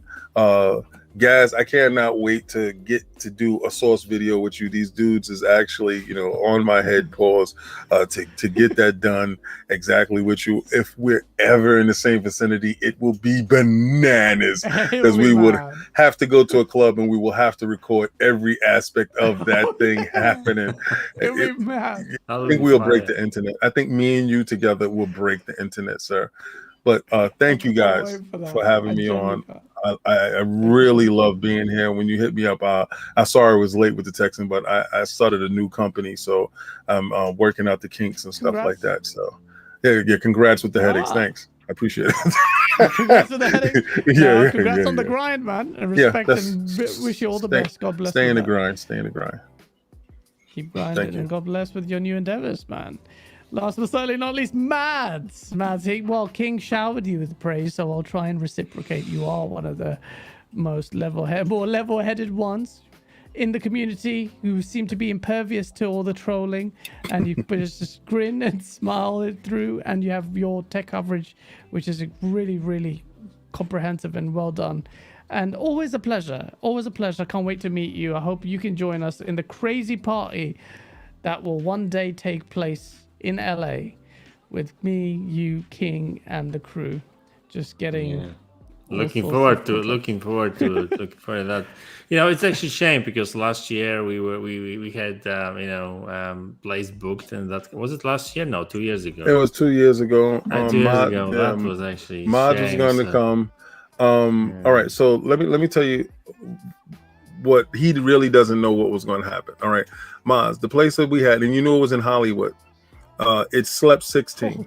All right. It had a big gate, beautiful. It had a helipad. Okay, we was gonna do it had a helipad. We was gonna do breakfast with the Lords. I was gonna come in on a helicopter because I was gonna take a city tour and have it drop down there. Definitely 100%. I had a Maserati already rented for that day, and I also had the Escalade rented for everybody. You know, that chose. Mods was one of the first people that paid for a room, so he had a definitely. You know, they got a chance to see what the rooms look like. We were going to do it really, really big, really, really nice, you know, lay out the spread, so to say, for everyone. We also was going to have, shout out to Megatron, we was also going to have a yacht party. All right, with the devs, and we was gonna have. Don't tell me all this stuff now, because now I gotta let the cat out the bag. We were renting a yacht, and we was gonna be a white party. We was gonna have developers there, as well as the people from the house and very close friends that actually live in that area. So it was gonna be a closed off situation, that we weren't going to just stay at port. We was going to actually get into the harbor. And have a great time. That was on deck. You understand? So COVID gives us a chance to reassess, get back, and if this stuff ever happens to come to fruition, mods, you already know those people that was at the house. You're the first person that I'm going to reach out to get us right back to that situation, sir. It would have been a movie. You know that I'll be the first to pay for that. Oh no, you listen. You're definitely going to get the invite. Take my money now. I'll give it to you. I need that separate room, you know. I will do it now. Yeah, that's what he got. Yeah, it broke my heart. I still haven't got my money back from the airline. Really. Yeah. Oh damn! Well, you probably will get it. You will get it soon. No, they gave me some type of credit. Okay, so yeah, and then I was going to use that credit to go to Egypt. And again, COVID shut everything down. So again, yeah. My money is just soon, huh? floating. Go to Egypt soon. Whenever things, one thing I'm afraid of is going someplace and getting quarantined there. Oh no, that's the worst. You know, you're there for 14 days and then you're stuck at wherever you at. You can't do anything. And then when I come back, I got to be quarantined again. As a business owner and operator, that's death to me. So you might as well just make me homeless. Yeah. That's the worst. Yeah, sorry, mods. I just had to tell you what I had planned for you because I kept a lot of that stuff tight, vested, and I really wanted to show out really for you guys to show the appreciation. Us at ILP, we talked about it so much, and I pushed for a lot of these luxury things that really aren't luxury things when you only live once. You live one time. Yeah. All right. And in your living, you can't just save it to your death because you can't spend it in your death. But at the same time, you build memories and those memories live on forever. So we was going to record it. It was going to be a freaking movie. And I really talking about past tense. Stop no. talking That's so we're waiting for new information. But when that new information comes out, I'm going to really jump inside your DMs really quickly. Pause. Yeah. I'm there. Please put me in the list. I'm there. So sorry, Maz. Again, sorry. Yeah. So anyway, guys, thanks a lot for the invite. Really, really love you all, guys. Really, great podcast, guys. Asa, King David, as always, with a lot of sauce and stuff. I know he's a friend of mine. Really, as you can clearly see. So yeah, shame that trip didn't work out. But yeah, guys, as always, really enjoy the show, all the topics and stuff. Thanks everyone in the chat for the interactions and the likes and stuff. Yeah, keep supporting ASAP and the guys because they are doing tremendous work with all these source videos and stuff. The production value is really, really like Hollywood, like almost, right? I mean, guys, you're doing a really good job. So so thanks a lot, and you guys keep doing the great work. Thank you so much, man. Appreciate it. You can see my battery's about to die. But before it does, thank you so much for everyone chatting. Asa, you can do the outros. You'll definitely come to that party. I want to see you get lit on all sorts of illegal substances, and that's how I'm going to end on that. On that note, Asa, I don't comment on rumors and speculation, past or future. That's great. That's been a 3-hour show. I don't know if you noticed, but a 3-hour show, and that's just flown by. So great chat as always. So thanks, King and Mads and everybody, all the 350 people that showed up, all the people that are going to watch it afterwards. Trav said in chat about halfway through, he told me to stop talking over people, and I was devastated. I'm never going to speak again. But I think he was talking to me. No, it was me. It was a bit of sarcasm because I don't say too much. I actually say a lot more if I'm on other people's shows, and I speak all the time on my Twitch channel. So if you want to speak to me, just drop in, ask questions, talk to me. I'm talking all the time. But yeah, that is it. I think Xbox Era have Lord Cognito on right now. So when you're done here, if you've got the stamina to watch them more, then flip one over there, see what they're up to. And yeah, Iron Lords tomorrow. Check out Mads, all of the good stuff, and we'll see you next time. Ready to play.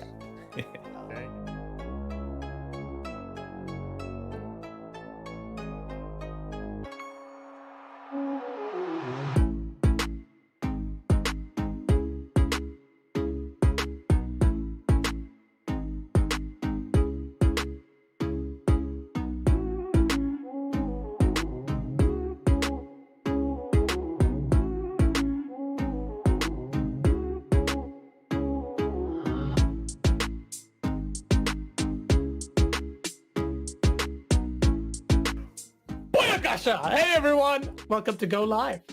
Phil, Dominos, Maximus, Aurelius, Spencer. That I love playing games, but I'm also a massive nerd when it comes to the tech.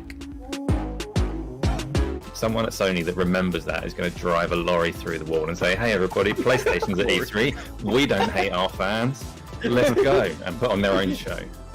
Put on their own show. Is that wild enough?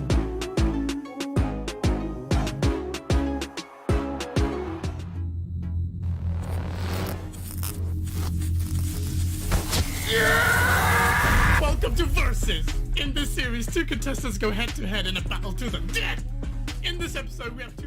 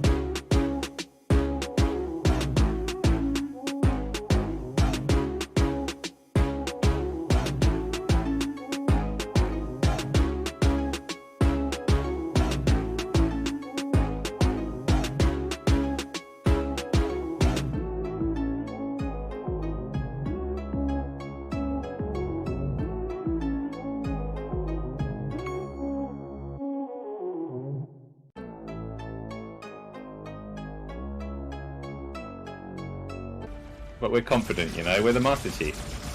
Ish. I'm dead. That could not be better timed.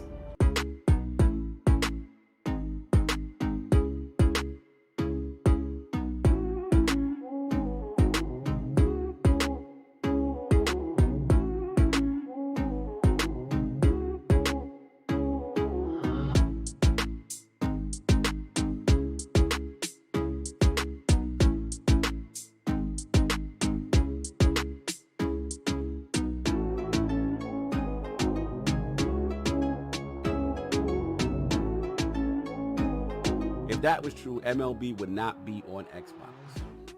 No, I think Jim is a businessman and he's going to get money every way he can. So he released it on a PlayStation 4, PlayStation 5, Game Pass, and PC. Yeah. There's more revenue streams. Any Because person with a business acronym knows the more revenue streams you have, the more money you get. yeah.